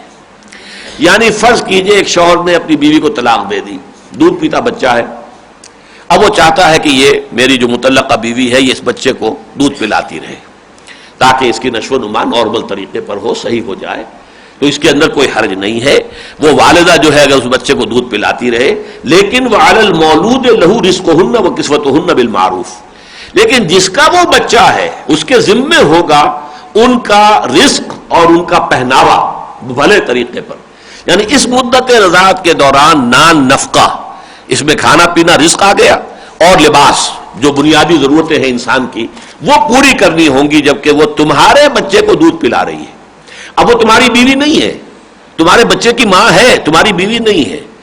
اس اعتبار سے اب اگر تمہارے بچے کو دودھ پلا رہی ہے تو گویا کہ وہ اس کے اوپر ایک اجرت لینے کی اور ایک اس کا اجر لینے کی، اس کا بدلہ لینے کی مستحق ہے. اس عرصے کے لیے اس کا جو ہے جس کو نان نفقہ ہم کہتے ہیں وہ اس کے ذمے رہے گا. وعلی المولود لہ رزقہن وکسوتہن بالمعروف لا تکلف نفس الا وسعها، کسی بھی جان پر ذمہ داری نہیں ڈالی جاتی مگر اس کی وسعت کے مطابق. یعنی اگر باپ غریب ہے تو اس کی غربت کے مطابق ہی پھر نان نفقہ ہوگا. یہ نہیں کہ عدالت یہ طے کر دے کہ اتنا نان نفقہ تمہیں دینا ہی ہے، چاہے وہ اس کی پہنچ میں ہو ہی نہ بیچارے کی. اگر کوئی امیر ہے، اچھا ہے، صاحب وسعت ہے، تو اس کو اس کے حساب سے. لا تکلف نفس الا وسعها لا تضار والدۃ بولدها ولا مولود له بولده. اور نہ ضرر پہنچائی جائے کسی ماں کو اپنے بچے کی وجہ سے، اور نہ کسی شخص کو جس کا وہ بچہ ہو اس کے بچے کی وجہ سے. یعنی ضرر نہ ماں کو نہ باپ کو. معاملہ ہونا چاہیے معروف طریقے سے، صحیح اندازے کے مطابق، باپ کی حیثیت کے مطابق. پنچ فیصلہ کر دے کہ اس قدر نان نفقہ تمہارے ذمے ہے، جب تک کہ یہ بچہ دودھ پیتا ہے بچہ تمہارا ہے، لیکن وہ اب تم اس کی ماں کو طلاق دے چکے ہو. تو اس کے اندر اصول کیا رہیں گے وہ یہاں بیان کر دیے گئے. وعلی الوارث مثل ذلک، اگر باپ کا انتقال ہو جائے تو جو اس کا وارث ہے اس کے ذمے بھی یہی بات رہے گی. یعنی یہ کہ یہ وہ حق ہے کہ جو باپ کے فوت ہو جانے کی وجہ سے ساقط نہیں ہو جاتا، بلکہ وہ متعلقہ عورت جو ہے اس کا نان نفقہ اس دودھ پلانے کے عرصے کے دوران اس کے متوفی جو ہے جو فوت ہو گیا ہے اس کے وارثوں کے ذمہ ہوگا. وعلی الوارث مثل ذلک فإن أرادا فصالا عن تراض منهما. پھر اگر وہ دونوں فیصلہ کر لیں دودھ چھڑانے کا باہمی رضامندی سے، یعنی یہ معاملات بھی باہمی مشاورت سے ہونے چاہیے کہ ٹھیک ہے بھائی میں خود دودھ پلوا لوں گا کسی اور سے، اب میں نہیں چاہتا کہ تم دودھ پلاؤ اس کو. عورت بھی کہے کہ ٹھیک ہے مجھے کوئی اعتراض نہیں ہے. اس لیے کہ یہ جان لیجئے کہ جیسا کہ میں نے عرض کیا تھا کہ جو قانونی ڈھانچہ ہے اسلام کا اس میں مرد کو فوقیت حاصل ہے. اولاد مرد کی شمار ہوتی ہے، ماں کی نہیں. اس حوالے سے یہ ذمہ داری ساری باپ کے اوپر ڈالی جا رہی ہے. اگر وہ دودھ پلا رہی ہے تو اس کا بھی جو ہے اجرت یا اس کا جو بھی نان نفقہ اس دور کا اس باپ کے ذمہ رہے گا. لیکن یہ کہ اگر وہ آپس میں باہمی مشاورت سے طے کرا لے کہ دودھ چھڑا دیا جائے، وتشاور، باہمی مشاورت سے اور باہمی رضامندی سے، فلا جناح علیہما، تو اس میں بھی کوئی حرج نہیں ہے. عرب میں تو آپ کو معلوم ہے عام رواج ہی یہ تھا. شرفاء کے بچے جو ہے وہ تو خاص طور پر جا کر جو دایا ہوتی تھی انہی کے ہاں وہ پرورش پاتے تھے، دودھ پیتے تھے. فَإِنْ أَرَدْتُمْ أَنْ تَسْتَرْضِعُوا أَوْلَادَكُمْ، اور اگر تم، یہاں مردوں سے خطاب ہے، اگر تم نے یہ ارادہ کر لیا ہو کہ اپنی اولاد کو، اپنے بچے کو کسی اور سے دودھ پلواؤ گے دایا سے، فَلَا جُنَاحَ عَلَيْكُمْ، تو اس میں بھی تمہارے اوپر کوئی الزام نہیں، کوئی گناہ نہیں ہے. اذا سلمتم ما آتیتم بالمعروف، جبکہ تم حوالے کر چکے ہو ان کی ماؤں کے جس کا کہ تم نے ان سے وعدہ کیا تھا. یعنی یہ پیسے کا معاملہ نہیں ہونا چاہیے کہ میں نہیں دودھ پلوانا چاہتا تمہارے سے. وہ تو جو نان نفقہ طے ہوا تھا وہ تمہیں دینا چاہیے اور وہ سارا کا سارا اس کے حوالے کر دینا چاہیے. البتہ اس کے بعد اگر تم چاہتے ہو کہ اپنے بچے کی جو ہے وہ رضاعت کسی اور سے کروا لو تو اس کا تمہیں حق حاصل ہے. واتقوا اللہ واعلموا ان اللہ بما تعملون بصیر، اور دیکھو اللہ کا تقوی اختیار کرو اور جان لو کہ جو کچھ تم کر رہے ہو اللہ اسے دیکھ رہا ہے. تمہاری کوئی حرکت، تمہارا کوئی عمل جو ہے اللہ سے پوشیدہ نہیں ہے. تمہارا کوئی قول زبان سے نکلنے والا ایسا نہیں ہے جو اللہ کے علم میں نہ ہو. والذین یتوفون منکم ویذرون ازواجا، اب یہ آ رہی ہے عدت، بیوہ کی عدت. اور وہ لوگ کہ جن کو وفات پا جائیں یا جن کو وفات دے دی جائے، یتوفون منکم، تم میں سے، ویذرون ازواجا، وہ پیچھے چھوڑے بیویاں، یتربصن بانفسہن اربعۃ اشہر وعشرا، تو وہ بھی روکے رکھیں اپنے آپ کو، اپنے نفسوں کو 4 مہینے اور 10 دن. یہ عدت ہے بیوہ کی. 4 ماہ 10 دن تک وہ کوئی شادی نہیں کریں گی، بناؤ سنگھار نہیں کریں گی، کسی بھی طرح سے جو بھی عورتوں کے انداز ہوتے ہیں تو اس کے اندر یہ کہ نہایت سادگی کے ساتھ سفید کپڑے پہن کر، رنگین کپڑے نہیں پہنیں گی، خوشبو نہیں لگائیں گی. اسے آپ سوگ کہہ لیں یا جو بھی کہیں، کسی درجے میں اٹریکٹیو نظر آنا کہ کسی کی نگاہ میں آ جاؤں، یہ بھی ساری چیزیں جو ہے یہ بہت ہی بری ہیں. یہ مدت جو ہے 4 مہینے اور 10 دن ہے. فَإِذَا بَلَغْنَ أَجَلَهُنَّ، پھر جب وہ اپنی اس مدت کو پہنچ جائیں یعنی عدت پوری ہو گئی، فَلَا جُنَاحَ عَلَيْكُمْ فِي مَا فَعَلْنَ فِي أَنفُسِهِنَّ بِالْمَعْرُوفِ، تو تم پر کوئی الزام نہیں ہے، کوئی حرج نہیں ہے اس میں کہ جو وہ اپنی جانوں کے بارے میں کرے معروف طریقے سے. یعنی اب تم آڑے آؤ کہ وہ اور شادی نہ کرے، جیسے کہ ہمارے ہاں معاشرے کے اندر ہے، بیوہ کی شادی تو اچھی بات نہیں. لو جی 45 برس کی تھی، 50 برس کی تھی، بیٹھا ہی نہیں گیا اس نے شادی کر لیا. غلط بات ہے. قرآن تو کہتا ہے انکحوا الایام منکم، جو بیواؤں ہیں ان کی شادیاں کرو لازماً.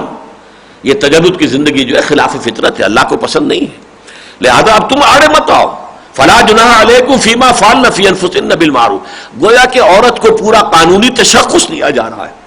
صرف 4 مہینے 10 دن تو ہے، عدت ہے، اس کے اندر تو وہ پابند ہے. اور یہ بھی ہے کہ وہ شوہر کے گھر ہی میں رہے اور یہ کہ آپ کو ضرورت کے تحت نکلے بھی تو رات باہر بسر نہ کرے، وہیں رہے، اسی گھر میں رہے. یہ 4 مہینے 10 دن کی مدت کے بعد اب وہ آزاد ہے. شی از اے فری سٹیزن، اس کا ایک شہری ہے، وہ اپنی شادی کر سکتی ہے جہاں چاہے کرے، اس میں کہیں رکاوٹ ڈالنے کی اجازت نہیں. واللہ بما تعملون خبیر، اور جان لو جو کچھ تم کر رہے ہو اللہ اس سے خوب باخبر ہے، اللہ سے چھپی ہوئی چیزیں نہیں ہیں. ولا جناح علیکم فیما عرضتم به من خطبۃ النساء، اور کوئی حرج نہیں ہے، کوئی گناہ نہیں ہے تم پر اگر تم اشارے کنائے میں کوئی رشتے کی بات بھی کرو عورتوں کے ساتھ.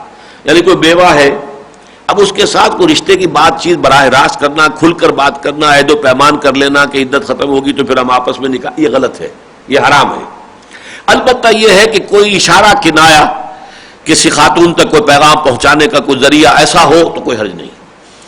ولا جناح علیکم فیما عرضتم، اشارے میں کوئی بات کہو، من خطبۃ النساء، عورتوں کو نکاح کے پیغام دینے میں، او اکننتم فی انفسکم، یا یہ کہ تم اپنے دلوں میں چھپا کر رکھو. یہ بات کیوں کہی ہے؟ اس لیے کہ یہ صحابہ اکرام کا معاملہ تھا نا، کہ کہیں ہے نہ سمجھے کہ اگر دل میں بھی بات ہے تو مواخذہ ہو جائے گا، اللہ کے یہاں پکڑ ہو جائے گی کہ ایک بیوہ کے بارے میں تمہارے دل میں بھی یہ خیال کیوں آیا. نہیں، دل میں خیال آئے گا. ویسے بھی یہ کہ وسوسوں پر تو گرفت ہی نہیں ہے، وسوسہ جو ہے برے سے برا بھی ہو تو اس پر کوئی گرفت نہیں ہے جب تک کہ زبان سے نہ کہا جائے. تو اگر تمہارے دل میں خیال ہے کہ فلاں خاتون جو ہے بیوہ ہو گئی ہے، اب اس کی عدت ختم ہو تو پھر میں اسے نکاح کا پیغام دے دوں گا، تو کوئی حرج نہیں. علم اللہ انکم ستذکرونہن، اللہ تعالیٰ کے علم میں ہے کہ تمہیں ان کا دھیان آئے گا ہی، یہ خیال آئے گا، ہو سکتا ہے. اس میں کوئی بات ایسی نہیں ہے کہ جو خلاف فطرت ہو اور کوئی معمولات کے خلاف ہو. ولیکن لا تواعدوہن سرا الا ان تقولوا قولا معروفا، لیکن یہ کہ کوئی وعدہ وعید کر کے جو ہے خفیہ طور پر نہ رکھو کہ طے ہو جائے کہ یہ اب ہمارے درمیان معاملہ ہو گیا، اب یہ جو ہے اس طرح مدت ختم ہوتے ہی ہم نکاح کر لیں گے. یہ جو ہے خفیہ معاہدہ کر لینا جائز نہیں ہے. الا ان تقولوا قولا معروفا، سوائے یہ کہ تم کوئی بات معروف انداز میں، کوئی اشارے کنائے میں بات کہہ دو. ولا تعزموا عقدۃ النکاح حتی یبلغ الکتاب اجلہ، اور نکاح کی گرہ باندھنے کا ارادہ نہ ہرگز کرنا جب تک کہ کتاب کی مدت پوری نہ ہو جائے. یہاں کتاب سے مراد قانون ہے، یعنی قانون جو ہے عدت کا جب تک کہ وہ پورا نہ ہو جائے. حتی یبلغ الکتاب اجلہ، یہاں تک کہ قانون کی مدت پوری ہو جائے. یہ لفظ جو ہے نوٹ کر لیجئے، یہ خاص طور پر یہ کہ قرآن مجید میں جو 4 مرتبہ الفاظ آئے حضور کے بارے میں، یتلو علیہم آیاتہ ویزکیہم ویعلمہم الکتاب والحکمہ، وہاں کتاب سے مراد ہے احکام شرعی، اوامر و نواہی، یہ چیزیں حرام، یہ تم پر فرض، یہ لازم. تو فرمایا نکاح کی گرہ مت باندھو، ولا تعزموا عقدۃ النکاح حتی یبلغ الکتاب اجلہ، یہاں تک کہ قانون کا اپنی پوری مدت پوری کر لے. وَاعْلَمُوا أَنَّ اللَّهَ يَعْلَمُ مَا فِي أَنفُسِكُمْ فَاحْذَرُوا، اور دیکھو، جان لو اللہ جانتا ہے جو کچھ تمہارے جیوں میں ہے، دل میں ہے، بس اس سے ڈرتے رہا کرو. یعنی ایک تو یہ کہ تم نے جو کچھ کہا ہے، اور ایک تمہارے دل میں جو، وہ بھی اللہ کے علم میں ہے، اس میں جس پر گرفت نہیں ہے، لیکن آپ نے کوئی بری نیت دل میں کی ہوئی ہے، برا ارادہ کیا ہوا، تو اس برے ارادے کے اوپر بھی پکڑ ہے. فاحذروہ، تو اس سے ڈرتے رہو. وَاعْلَمُوا أَنَّ اللَّهَ غَفُورٌ حَلِيمٌ، اور یہ بھی جان لو ساتھ ہی اللہ تعالیٰ غفور بھی ہے، بخشنے والا ہے، حلیم ہے، حلم والا ہے، تحمل والا ہے. وہ فوراً نہیں پکڑتا، اصلاح کی مہلت دیتا ہے، وقت دیتا ہے کہ تم اپنی اصلاح کر لو، درست کر لو اپنے آپ کو. لا جناح علیکم ان طلقتم النساء ما لم تمسوهن او تفرضوا لهن فریضہ، اور تمہارے لیے کوئی گناہ کی بات نہیں ہے کہ تم اپنی بیویوں کو طلاق دے دو جن کو نہ تو تم نے اب تک چھوا ہو یا ان کے لیے کوئی مہر مقرر کیا ہو. نکاح تو ہو گیا تھا لیکن مہر بھی مقرر نہیں تھا، اور ابھی وداعی نہیں ہوئی، الوداعی نہیں ہوئی، کوئی جس کو کہتے ہیں کہ ملاقات نہیں ہوئی، خلوت صحیحہ نہیں ہوئی، تو اس سے پہلے ہی کوئی نوبت آ گئی طلاق کی، تو اس میں بھی کوئی حرج نہیں. جیسا کہ میں نے عرض کیا، اس معاملے میں وسعت رکھی ہے شریعت نے دین کے اندر، کیونکہ پچھلے زمانے میں بچپن کے نکاح جو ہے وہ بھی وہ قانوناً جائز ہے، لیکن یہ کہ اس کے بعد فرض کیجئے کہ ایک شخص جوان ہوتا ہے تو وہ اس نکاح کو باقی نہیں رکھنا چاہتا، یا وہ بچی جو ہے وہ جوان ہو گئی ہے، وہ اس نکاح کو پسند نہیں کرتی ہے، تو خیار بلوغ، یا اب یہ فقہی مسائل ہیں کہ کس کا کس حد تک اختیار ہے. لیکن یہ کہ فرض کیجئے کہ ایسا ہے کہ نکاح تو ہو گیا تھا لیکن نہ تو مہر مقرر ہوا اور نہ ہی ابھی ان کی کوئی ملاقات ہوئی ہے. لا جناح علیکم ان طلقتم النساء ما لم تمسوهن او تفرضوا لهن فریضہ ومتعوهن، لیکن اس حالت میں بھی انہیں کچھ نہ کچھ دے دلا کر رخصت کرو. متع متاع دو، کچھ سامان دو، آخر تمہارے نام سے منسوب رہی ہے، تمہارے ساتھ اس کا ایک جو ہے نام جڑا رہا ہے، ایک رشتہ رہا ہے، قائم رہا ہے، تو تمہاری مردانگی جو ہے اس کا تقاضا یہ ہے، قوامیت کا تقاضا یہ ہے کہ اگر اس کا رشتے کو ختم کر رہے تو اسے کچھ دے دلا کر. وَمَتِّعْهُنَّ عَلَى الْمُوسِعِ قَدَرُهُ وَعَلَى الْمُقْتِرِ قَدَرُهُ، جو وسعت والا ہے، غنی ہے، دولت والا ہے، وہ اپنی مقدرت کے مطابق دے دلا دے، اور جو تنگ دست ہے وہ اپنی مقدرت جو ہے اس کے مطابق دے دلا دے، لیکن کچھ نہ کچھ دے دلا کر معاملے کو ختم کیا جائے. متاع بالمعروف، لیکن یہ ساز و سامان دینا بھی بھلے طریقے پر معروف انداز میں ہونا چاہیے. حقا علی المحسنین، یہ حق ہے محسنوں کے ذمے، یہ اعلیٰ کا لفظ آ گیا ذمے، جو مسئولیت ہوگی جس کی، یہ بھی اللہ تعالیٰ کی طرف سے ایک حق ہے جو طے کر دیا گیا ہے ان لوگوں کے لیے جو اچھی احسان کی روش اختیار کرنا چاہیں. وَإِن طَلَّقْتُمُوهُنَّ مِن قَبْلِ أَن تَمَسُّوهُنَّ وَقَدْ فَرَضْتُمْ لَهُنَّ فَرِيضَةً، اور اگر تم نے طلاق دے دی ہو ان کو اس سے پہلے کہ تمہاری ان سے ملاقات ہوئی ہو، لیکن یہ کہ مہر مقرر ہو چکا تھا، وَقَدْ فَرَضْتُمْ لَهُنَّ فَرِيضَةً، تم نے ان کے لیے مہر کی ایک مقدار معین کر دی تھی، فَنِصْفُ مَا فَرَضْتُمْ، تو اب تمہارے ذمے آدھے مہر کی ادائیگی ہوگی جو معین ہوا تھا. مہر معین ہو گیا لیکن یہ کہ ابھی وداعی نہیں ہوئی، نہ خلوت سیاح ہوئی، نہ ملاقات ہوئی، طلاق کی نوبت آ گئی، تو جو مہر معین ہوا اس کا نصف واجب الادا ہوگا. الا ان یعفون، الا یہ کہ یا تو وہ عورتیں معاف کر دیں کہ ٹھیک ہے جی ہمیں نہیں چاہیے، ہمیں کچھ نہیں چاہیے، ہمیں کوئی مہر نہیں چاہیے، ہمارا جب وداعی ہوئی نہیں ہے تو ہمیں کوئی مہر کی ضرورت نہیں، انہیں اختیار ہے، وہ حق جو ان کا ہے نصف کا وہ اس سے دستبردار ہو جائیں. او یعفو الذی بیدہ عقدۃ النکاح، یا پھر یہ کہ وہ شخص جو ہے اس معاملے کے اندر رعایت کرے کہ جس کے ہاتھ میں نکاح کی گرہ ہے. اب یہ دیکھیے بہت ہی حکیمانہ الفاظ ہیں. نکاح کی گرہ جو ہے وہ مرد کے ہاتھ میں، عورت کے ہاتھ میں نہیں.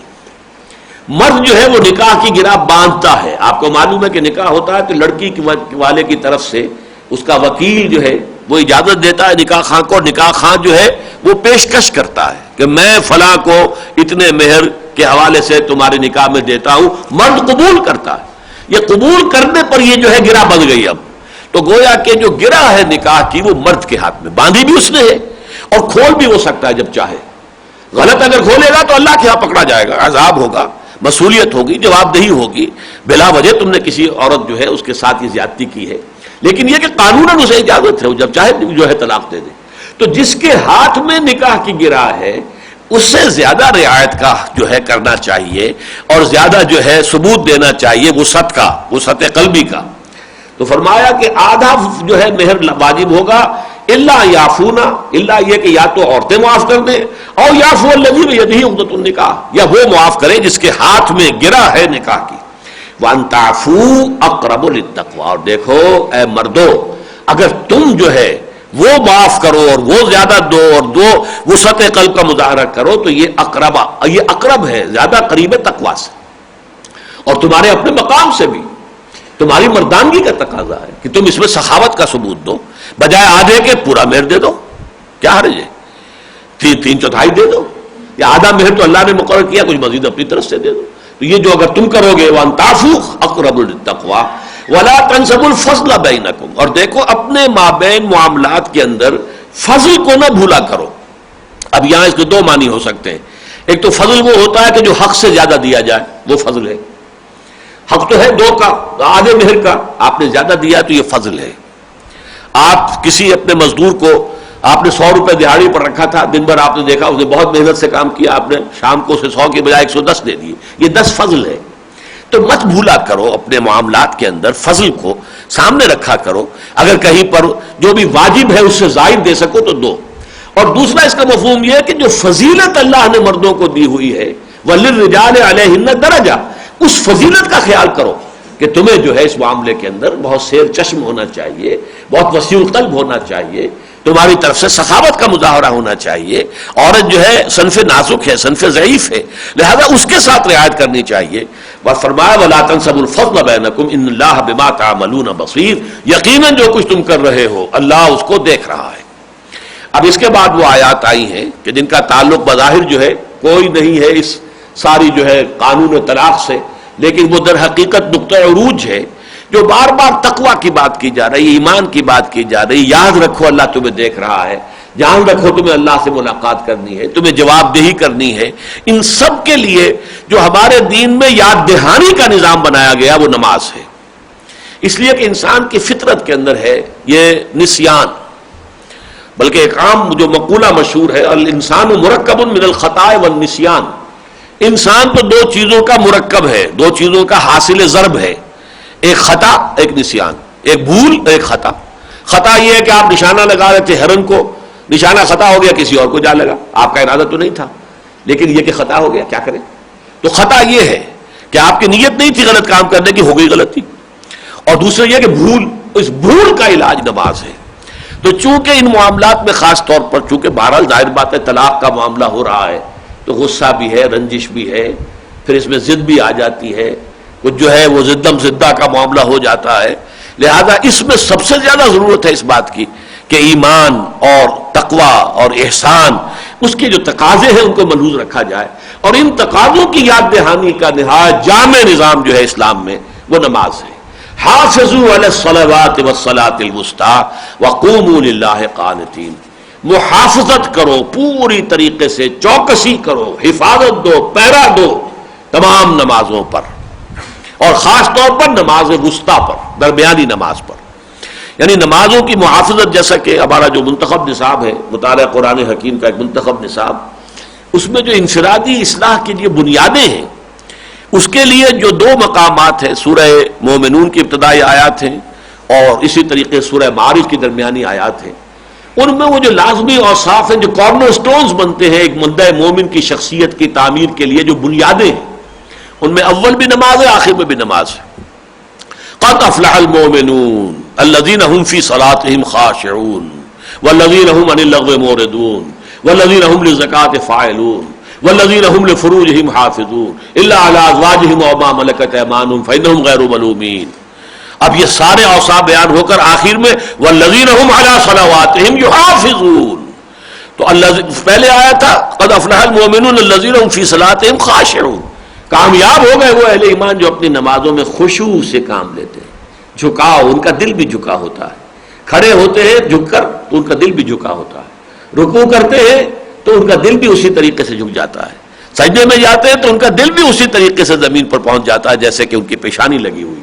یہ جو خشوع ہے. اور آخر میں والذین هم علی صلواتهم یحافظون، اور وہ لوگ کہ جو اپنی نمازوں کی محافظت کرتے ہیں، پہرا دیتے ہیں، چوکس رہتے ہیں، کوئی نماز ضائع نہ ہو، وقت پر ادا کی جائے، تمام شرائط جو ہیں آداب ہیں ان کو پورا کرتے ہوئے ادا کی جائے. تو حافظوا علی الصلوات والصلاۃ الوسطی، محافظت کرو پوری طرح، پہرا دو نمازوں پر، اور خاص طور پر نماز وسطیٰ. اس میں اختلاف ہے. ایک تو یہ کہ وسطیٰ اوسط کا مصنف یہ مؤنث ہے، اوسط کہتے ہیں درمیانی شے، اور درمیانی شے اچھی ہوتی ہے، حسین ہوتی ہے، افراط و تفریط وہ خراب ہوتے ہیں. تو اچھی نماز یعنی کوشش یہ کرو نماز اچھی سے اچھی پڑھو، نماز میں احسان کی کیفیت ہو جائے. ان تعبد اللہ کانک تراہ فإن لم تکن تراہ فإنہ یراک، تو ہر نماز جو ہے وہ بہترین طریقے سے ادا کرو. ایک تو یہ معنی لیے گئے بالعموم، اور ایک معنی یہ ہے کہ نمازوں میں سے کوئی خاص نماز ہے کہ جس کا ذکر ہے والصلاۃ الوسطیٰ. اب وہ خاص نماز کون سی ہے؟ درمیانی نماز. اب یہ 5 نمازیں جو چل رہی ہیں، ویسے تو 24 گھنٹے کا ایک دور ہے، ان میں سے ہر ایک کو درمیانی کہا جا سکتا ہے، لیکن زیادہ رائے جو ہے وہ عصر کی نماز ہے. اس لیے کہ حضور سے چونکہ ایک حدیث بھی منقول ہے کہ غزوہ احزاب کے موقع پر عصر کی جماعت جو ہے نماز جو ہے وہ قضا ہو گئی تھی، تو حضور نے فرمایا تھا کہ اللہ تعالیٰ ان کافروں مشرکوں کی قبروں کو اور ان کے گھروں کو آگ سے بھر دے کہ انہوں نے ہماری صلاۃ وسطیٰ ضائع کرا دی. اب وہ صلاح جو تھی وہ عصر کی تھی، تو اس سے لوگ سمجھتے ہیں کہ اس سے مراد عصر کی نماز ہے.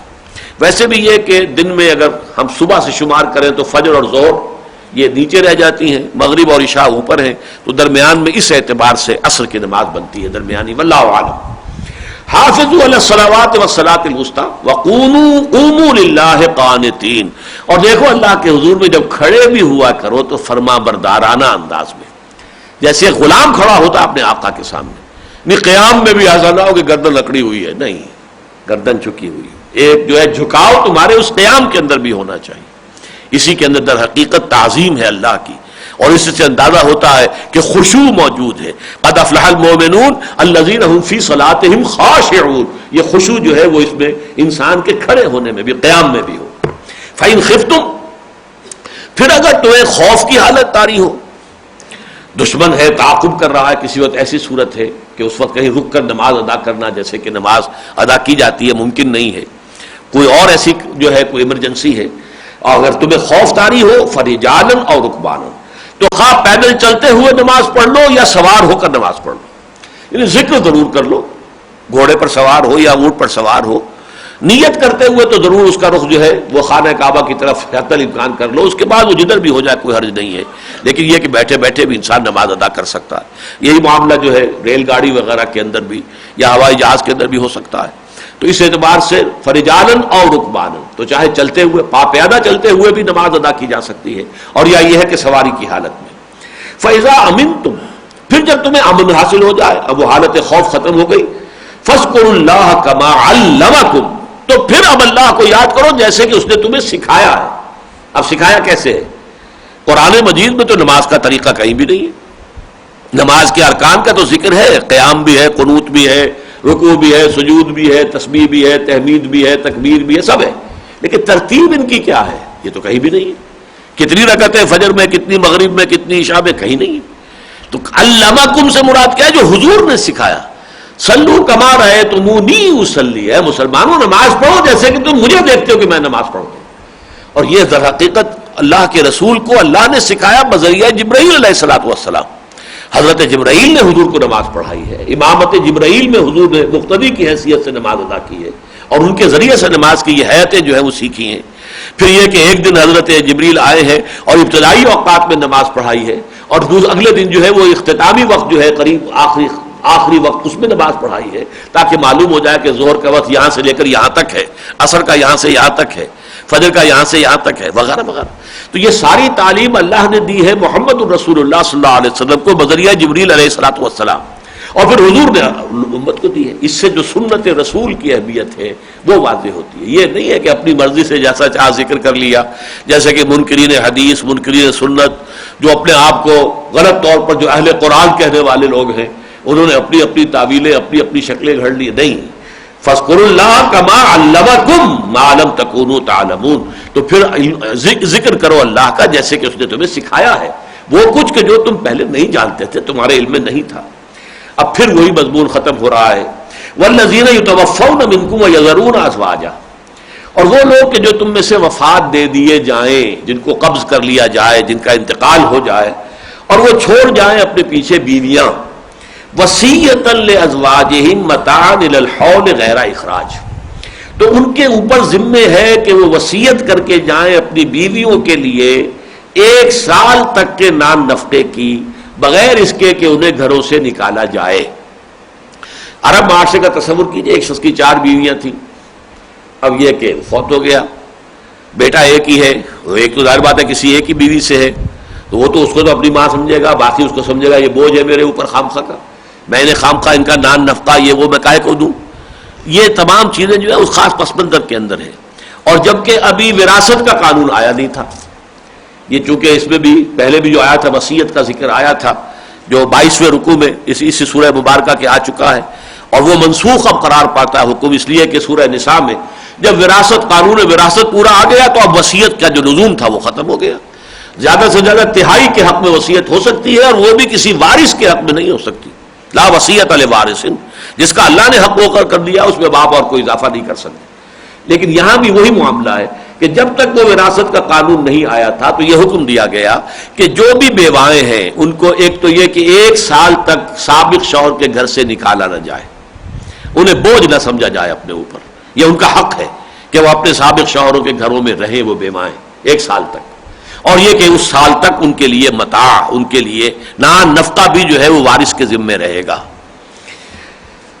والذین یتوفون منکم ویذرون ازواجا وصیۃ لازواجہم متاعا، لیکن یہ کہ اس کے لیے وصیت کر کے جائیں، اس لیے کہ وہ جو وارث ہے اسے معلوم ہو کہ میرے والد کی یہ وصیت ہے، اس کے حوالے سے میں پابند ہوں کہ میں اب یہ ذمہ داری پوری کروں۔ فإن خرجنا، البتہ اس سال کے اندر عدت تو ان کی پوری ہو گئی 4 مہینے 10 دن میں، اب اگر وہ خود نکلتی ہیں جا کر کہیں اور نکاح کر لیتی ہیں، فإن خرجنا فلا جناح علیکم فیما فعلن فی انفسہن من معروف، تو تم پر کوئی گناہ نہیں ہے جو کچھ بھی وہ اپنی جانوں کے بارے میں طے کریں معروف طریقے سے، بھلے طریقے سے، تو اس کا اختیار ان کو برقرار ہے۔ اب اگر انہوں نے شادی اور کرنے کا فیصلہ کر لیا تو ٹھیک ہے، تمہاری ذمہ داری ختم ہو گئی. اب جس کے ہاں وہ جا رہی ہیں، وہ نکاح جس سے کر رہی ہیں، ان کی ذمہ داری ہے، عام نفقہ جو ہے وہ ان کے ذمہ ہوگا. تو فَإِنْ خَرَجْنَ فَلَا جُنَاحَ عَلَيْكُمْ فِي مَا فَعَلْنَ فِي أَنفُسِهِنَّ مِن مَّعْرُوفٍ، البتہ معروف طریقے پر. اب اس معروف کے اندر بہت سی چیزیں آ جائیں گی. اصل میں کفر کا معاملہ بھی ایک ہوتا تھا کہ خاندان کا ایک معاملہ ہے، ایک رتبہ ہے، ایک مقام ہے، ایک حیثیت ہے، اور ایک اس معاشرے کے اندر جو ہے اس سے کمتر لوگ ہیں، تو اس کمتر کے کسی شخص سے نکاح کرنے کی اجازت نہیں ہوتی تھی. کفر کو بھی نکاح کے معاملے کے اندر کنسیڈر کیا جاتا تھا، اور آج بھی ہے. ہم کفر میں بات کی جائے، یعنی آج کے کفر کے حوالے سے میں یہ کہوں گا کہ مثلاً یہ کہ ویسے تو یہ کہ تمام مسلمان، جیسا کہ امام ابو حنیفہ رحمۃ اللہ علیہ کا قول ہے کہ المسلم کفر لکل مسلم، ہر مسلمان ایک دوسرے کا کفر ہے. لیکن ہوتا یہ ہے کہ ایک زمیندار گھرانہ ہے، اس کی اپنی نفسیات ہوتی ہے، ایک کاروباری گھرانہ ہے، اس کی اپنی نفسیات ہوتی ہے، اور ایک ملازم پیشہ لوگ ہیں، ان کی اپنی نفسیات ہوتی ہے. ملازم پیشہ کو معلوم ہے ایک مہینے کے بعد اتنے روپے آنے بعد اللہ خیر صلی اللہ. زمیندار کا یہ ہے کہ وہ اللہ کا رزق ہے، فصل اچھی ہو گئی تو وارے نیارے، ورنہ یہ کہ ہو سکتا ہے فاقے بھی آ جائے. اس طریقے سے کاروبار کا معاملہ ہے. تو اس حوالے سے جو ذہنیتیں پروان چڑھتی ہیں خاص ماحول میں، وہ ایک دوسرے کے ماحول میں جا کر موافقت کے پیدا ہونے میں ہو سکتا ہے کہ رکاوٹ بن جائے. لہذا یہ کفر کے معاملے کو کہ ایک ہی طرح کا معاشرتی رتبہ بھی ہو. اب ایک بہت امیر گھر کی بیٹی کو آپ نے بیاہ دیا کسی بہت ہی غریب گھرانے کے اندر، اس کے لیے وانبا کرنا مشکل ہو جائے گا. اس کی عادتیں کچھ اور پروان چڑھی ہوئی ہیں، کسی اور چیز کی وہ عادی ہو چکی ہے. یا ایک بہت ہی غریب گھرانے کی لڑکی جو ہے وہ آپ نے بہت امیر گھرانے میں پہنچا دی. اب اس کی اپنی ایک ذہنیت ہوگی، وہاں جا کے ہو سکتا ہے کہ اس کی وہ نفسیاتی جو ساخت ہے وہ اس نئے سانچے میں فٹ نہ بیٹھے. تو اس حوالے سے کفر کا تو بالمعروف کے اندر کفر بھی شامل ہے. ایک یہ کہ بھلے طریقے سے جو بھی شریعت کے آداب ہیں نکاح کے، اس کے مطابق اگر وہ نکاح کرتی ہیں تو اس کے اندر تمہارے اوپر کوئی الزام نہیں ہے. واللہ عزیز الحکیم. پھر دوبارہ کوئی اللہ زبردست ہے، جو چاہے حکم دے، اس کا اختیار ہے، مطلق ہے، وہ حاکم مطلق، مطاع مطلق اور حکیم ہے. اس کا کوئی حکم جو ہے حکمت سے خالی نہیں ہے. وَلِلْمُطَلَّقَاتِ مَتَاعٌ بِالْمَعْرُوفِ. اسی طریقے سے مطلقہ عورتوں کے لیے بھی متاع جو ہے بالمعروف، وہ بھی بھلے طریقے سے اس کا نان نفقہ جو ہے عدت تک تو لازمن ہے، سب کے ذمے ہے. عدت پورا کرنے تک شوہر کے ذمے سابق طلاق دینے والے، چاہے وہ طلاق مغلظ ہو، عدت کے دوران نان نفقے کا حق جو ہے کی ذمہ داری جو ہے وہ رہے گی. متاع بالمعروف حقا علی المتقین. اور یہ ذمہ داری ہے متقین پر، حقا علی المتقین. یہ اعلیٰ پھر آ گیا اسی مفہوم میں، جس کے لیے وہ مسئول ہے. یہ ذمہ داری ہے، یہ اللہ تعالیٰ کی طرف سے عائد کردہ ذمہ داری ہے. اس کو ادا کرنا جو ہے وہ گویا کہ حکم خداوندی کو پورا کرنا ہے. کذالک یبین اللہ لکم آیاتہ لعلکم تعقلون. اسی طریقے سے اللہ تعالیٰ تمہارے لیے اپنی آیات کو واضح کرتا ہے تاکہ تم عقل سے کام لو، سمجھو، غور کرو، ان کی حکمتوں کو سمجھنے کی کوشش کرو. حکمت سمجھ میں آئے یا نہ آئے، حکم پر تو عمل بہرحال کرنا ہے. لیکن یہ کہ اگر حکمت بھی سمجھ میں آ جائے تو پھر یقیناً حکم پر عمل کرنا آسان ہو جاتا ہے. یہ جو میں نے عرض کیا تھا 3 طلاقیں بیک وقت دے دینا، یہ ہماری فقہ کا بڑا پیچیدہ مسئلہ ہے، بڑا پیچیدہ مسئلہ ہے. اور عام طور پر آج کل یہ ہوتا ہے ایک دم 3 طلاقیں دی، بعد میں روتے پھرتے ہیں، فتوے لیتے ہیں، کہیں سے کوئی گنجائش ہو جائے، کہیں سے کوئی فتویٰ مل جائے، کہیں سے کوئی ہمارے لیے راستہ نکل جائے. تو پہلی بات تو یہ سمجھ لیجئے کہ 3 طلاقیں بیک وقت دینا بہت بڑا گناہ ہے. اور یہ ایسا گناہ ہے کہ جس پر حضرت عمر تعزیراً کوڑے لگواتے تھے، یہ تم نے کیوں کیا. لیکن یہ کہ وہ بہرحال نافذ ہو جاتا ہے. یہ اصل میں ہمارے ہاں اختلاف ہے. اختلاف یہ ہے کہ جو اہل سنت کی چاروں جو فقہیں ہیں، حنفی، مالکی، شافعی، حنبلی، ان کے نزدیک تو اگر کسی شخص نے 3 طلاقیں بیک وقت دے دی ہیں تو طلاق تو نافذ ہو گئی اور مغلظ ہو گئی. اب یہ مغلظ ہے، اب بغیر اس کے کہ اس عورت کا نکاح کہیں اور ہو اور پھر وہ کہیں اس کو اگر کسی وجہ سے طلاق ہو جائے تو اس کے بعد دوبارہ امکان ہے کہ وہ سابق شوہر سے نکاح کر سکے، ورنہ نہیں. چاروں فقہیں اس پر چونکہ متفق ہیں، لہذا یہ معاملہ آسان اور ہلکا نہیں ہے کہ اس سے انحراف کرنا یا اس سے علیحدہ ہونا کوئی معمولی بات ہو. اس لیے کہ فقہ حنفی، فقہ مالکی، فقہ حنبلی، فقہ شافعی چاروں اس پر متفق ہیں. البتہ ایک تو فقہ جعفری جو ہے اہل تشیع کی، وہ اس کو تسلیم نہیں کرتی. ان کے نزدیک ایک وقت میں 1000 طلاقیں بھی دی ہو تو وہ ایک ہی طلاق شمار ہوگی، اور ایک طلاق ہوگی تو رجی ہوگی، رجوع ہو سکتا ہے۔ اور یہی رائے ہمارے ہاں جو ایک 5واں طبقہ ہے اہل سنت کا، اہل سنت سے تو وہ خارج نہیں ہے، اہل حدیث حضرات، بلکہ ایک اعتبار سے تو وہ زیادہ کلیم کرتے ہیں کہ ہم سنت پر چلنے والے ہیں۔ بہرحال اہل حدیث یہ انہوں نے اپنے لیے لقب اختیار کیا ہے، یا سلفی اپنے آپ کو کہتے ہیں۔ ان کا موقع بھی وہی ہے کہ جو اہل تشیع کا ہے کہ ایک وقت کی دی ہوئی طلاقیں اگر چاہے 1000 ہوں، 2 ہوں، 3 ہوں، 4 ہوں، 5 ہوں، جتنی بھی ہوں وہ ایک ہی شمار ہوگی اور وہ طلاق رجی ہوگی۔ اور یہ فتویٰ ہے اصل میں امام ابن تیمیہ کا رحمۃ اللہ علیہ۔ امام ابن تیمیہ کو ہمارے علماء، فقی علماء جو ہیں، حنفی علماء، وہ بھی علم کا بحر ذخار مانتے ہیں۔ یہ الفاظ میں آپ کو سنا رہا ہوں مولانا سید محمد یوسف بن نوری رحمۃ اللہ علیہ کے، انہوں نے مجھ سے کہا، لیکن ساتھ ہی یہ بھی کہا کہ ہم ابن تیمیہ کو علم کا بحر ذخار مانتے ہیں، لیکن پھر بھی انہیں کوئی اہمیت دینے کو تیار نہیں ہے۔ یہ ان کا اپنا قول تھا۔ یعنی بہرحال چونکہ وہ حنفی مسلک سے ہٹ کر انہوں نے وہ چونکہ مجتہد مطلق اپنے آپ کو سمجھتے تھے، اور میں سمجھتا ہوں کہ تھے بھی، انہوں نے ایک بالکل علیحدہ چاروں سے آزاد ہو کر ایک رائے دی ہے، اس کے دلائل دی ہیں۔ بہت بڑے عالم تھے، قرآن کے، سنت کے، حدیث کے، فقہ کے، منطق کے، فلسفے کے، بہت ہی بڑے عالم، اور یقیناً مجددین امت میں ان کا ایک مقام ہے، نمایاں مقام ہے۔ تو اہل حدیث حضرات کا موقف جو ہے وہ امام ابن تیمیہ کی رائے پر ہے۔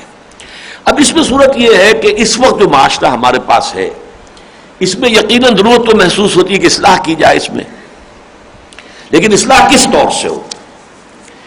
ایک بات تسلیم کرنی پڑے گی کہ اب ہم ان فقہی مسالک کو ختم نہیں کر سکتے۔ اگر کسی کی یہ خواہش ہے کہ فقہی مسالک ختم ہو جائیں، وہ نہیں ہوں گے۔ ان کی 1400 برس کی تاریخ ہو گئی ہے، 1300 برس تو ہو گئے کم سے کم، لہذا اب ان کو یہ سمجھنا کہ ان کو آپ کہیں ختم کر دیں گے، ان کے اثرات دھو دیں گے، وہ ممکن نہیں ہے۔ انہیں تو آپ کو فیٹ ایکمپلی کی حیثیت سے تسلیم کرنا پڑے گا کہ یہ ہیں، ان کے اندر رہتے ہوئے اصلاح کی شکل ہو۔ اب ہمارے یہاں مثلاً ایک کوشش جو ہے اس میں کی گئی، اور وہ ایوب خان کے جو قوانین تھے، جو اصل میں ایک منکر سنت اور منکر حدیث غلام احمد پرویز کے متعین کردہ جو قوانین تھے، آئلی قوانین، جو پہلے آرڈیننس کے ذریعے سے نافذ ہوئے، پھر بعد میں وہ قانون بنا، اور اس کے بعد وہ قانون آج تک چلا آ رہا ہے، اور 11 برس تک جو ہے جنرل ضیاء الحق صاحب بھی اسلام کا نام لیتے ہوئے چلے گئے، لیکن وہ قانون برقرار رہے، جن کے بارے میں سب نے کہا، شیعہ، سنی، اہل حدیث، دیوبندی، بریلوی، سب نے کہا، جماعت اسلامی کی ٹاپ کی قیادت کہ یہ غیر اسلامی ہے، لیکن نافذ رہے۔ اب انہوں نے اس میں ایک اصلاح کی کوشش کی تھی کہ نکاح طلاق کا وہ طریقہ رائج کیا جائے کہ ہر مہینے ایک ایک طلاق دی جائے، اور ایک ایک مہینے کے وقفے سے نوٹس دیا جائے طلاق کا، تاکہ جو بھی اس یونین کونسل کا کوئی چیئرمین ہے وہ پھر ان دونوں کے درمیان مصالحت کی کوشش کرے۔ تو اس میں جو جذبہ ہے وہ ایک اصلاح کا جذبہ ہے کہ اچانک ایک شخص کہہ دے 3 طلاقیں اور وہ نافذ ہو گئیں، اور وہ کلمہ جو ہے ختم ہو گیا، اب بچے جو ہے رل رہے ہیں، یا بیوی جو ہے اور اس کے لیے بڑے مشکلات ہیں، خود شوہر رو رہا ہے کہ مجھ سے تو ہو گئی، غلطی ہو گئی، اور میں خطا میں آ کر، غصے میں آ کے یہ کر بیٹھا۔ تو یہ چیزیں جو ہیں انہوں نے کوشش کی، لیکن یہ کوشش غلط ہے، اس لیے کہ یہاں جو گہرے جو فقہی مسالک ہیں، اب ظاہر بات ہے کہ ایک شخص نے 3 طلاقیں دے دی، طلاق مغلظ ہو گئی، آپ اسے ایک طلاق قرار دے رہے ہیں، ایک طلاق قرار دے رہے ہیں تو رجوع کر سکتے ہیں، اس نے رجوع کر لیا، لیکن اس فقہ کی روح سے وہ اب حرام کاری ہو رہی ہے، وہ زنا ہو رہا ہے، اس لیے کہ وہ تو طلاق کو رجوع تو کر ہی نہیں سکتا۔ اس سے جو پیچیدگیاں ہمارے ہاں پیدا ہوئی، اب فرض کیجئے کہ اس عورت نے کسی اور سے نکاح کر لیا، حالانکہ ابھی آپ کے قانون کے مطابق تو طلاق جو ہے وہ ہو گئی، فرض کیجئے، لیکن یہ کہ شریعت کے مطابق نہیں ہوئی، یا شریعت کے مطابق ہو گئی، آپ کے مطابق نہیں ہوئی، اس نے نکاح کر لیا، اور اس میں اب آپ اس کے اوپر زنا کا اور حدود کا مقدمہ لگا دیتے ہیں، اور اس کی وجہ سے شریعت بہت بدنام ہوئی ہے انہی حدود کے مقدمات کی وجہ سے، کہ اس کا نتیجہ یہ نکلا کہ پولیس کی رشوت کا ریٹ بڑھ گیا کہ تمہارا حدود کے تحت چالان کر دیں گے، ورنہ یہ کہ اتنے پیسے دو۔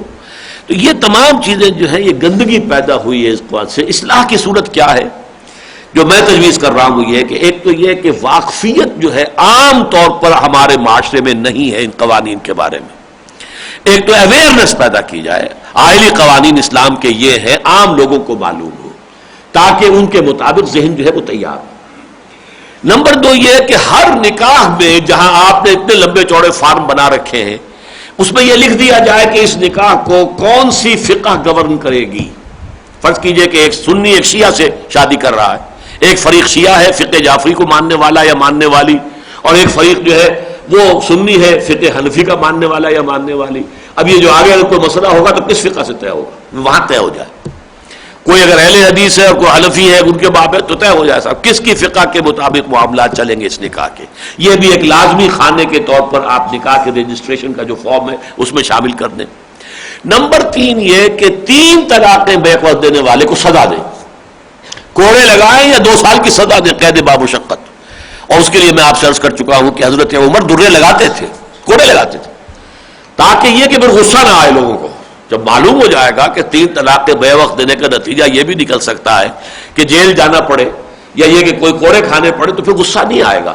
یہ غصہ آتا ہی اس وجہ سے ہے کہ انہیں کوئی اس کا اندازہ ہی نہیں ہے کہ اس کے کوئی نتائج بھی کوئی برے نکل سکتے, کوئی سزا بھی اس میں ہو سکتی ہے.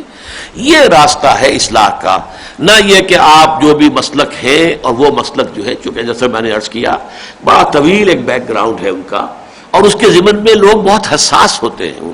خاص طور پر یہ نکاح و طلاق کا معاملہ جو ہے تعلق زر و شوق بہت ہی حساس معاملہ ہے. لوگوں کی سسپٹیبلٹیز جو ہیں, ایڈیوسنکریسیز جو ہے, ان سے خام خواہ کھیلنے کی کوشش کرنا غلط کام ہے. اس لیے اصلاح کا راستہ جو ہے وہ یہ ہے.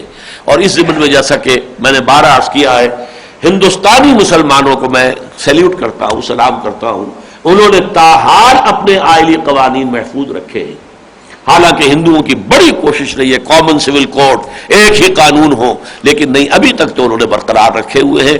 ہمارے ہاں تو یہ 1962 میں ایک آرمی ڈکٹیٹر نے اس کو نافذ کیا, اور اگرچہ اب بہت حد تک وہ نافذ العمل نہیں رہے ہیں, ایسی ان کی ایک صرف رہ گئی ہے ظاہری شکل, لیکن پھر بھی قانونی طور پر تو وہ نافذ ہے. بہرحال یہ شکل ہے کہ جو میں نے آپ کے سامنے رکھ دی ہے. میں نے اس معاملے میں چونکہ اپنے اوپر ایک پابندی لگائی ہوئی ہے کہ جن معاملات میں ہمارے چاروں فقہ متفق ہوں, میں اس سے ہٹ کر, چاہے میری ذاتی رائے اس سے کچھ علیحدہ بھی ہو, لیکن میں نے اپنے آپ کو پابند کیا ہوا ہے کہ میں اس سے ہٹ کر نہ کوئی رائے دوں گا نہ اس پر کوئی عمل کروں گا. لہذا میں اس میں کوئی اپنا ذاتی رجحان یہاں بیان نہیں کر رہا. اقول قولی ھذا واستغفر اللہ لی ولکم ولسائر المسلمین والمسلمات.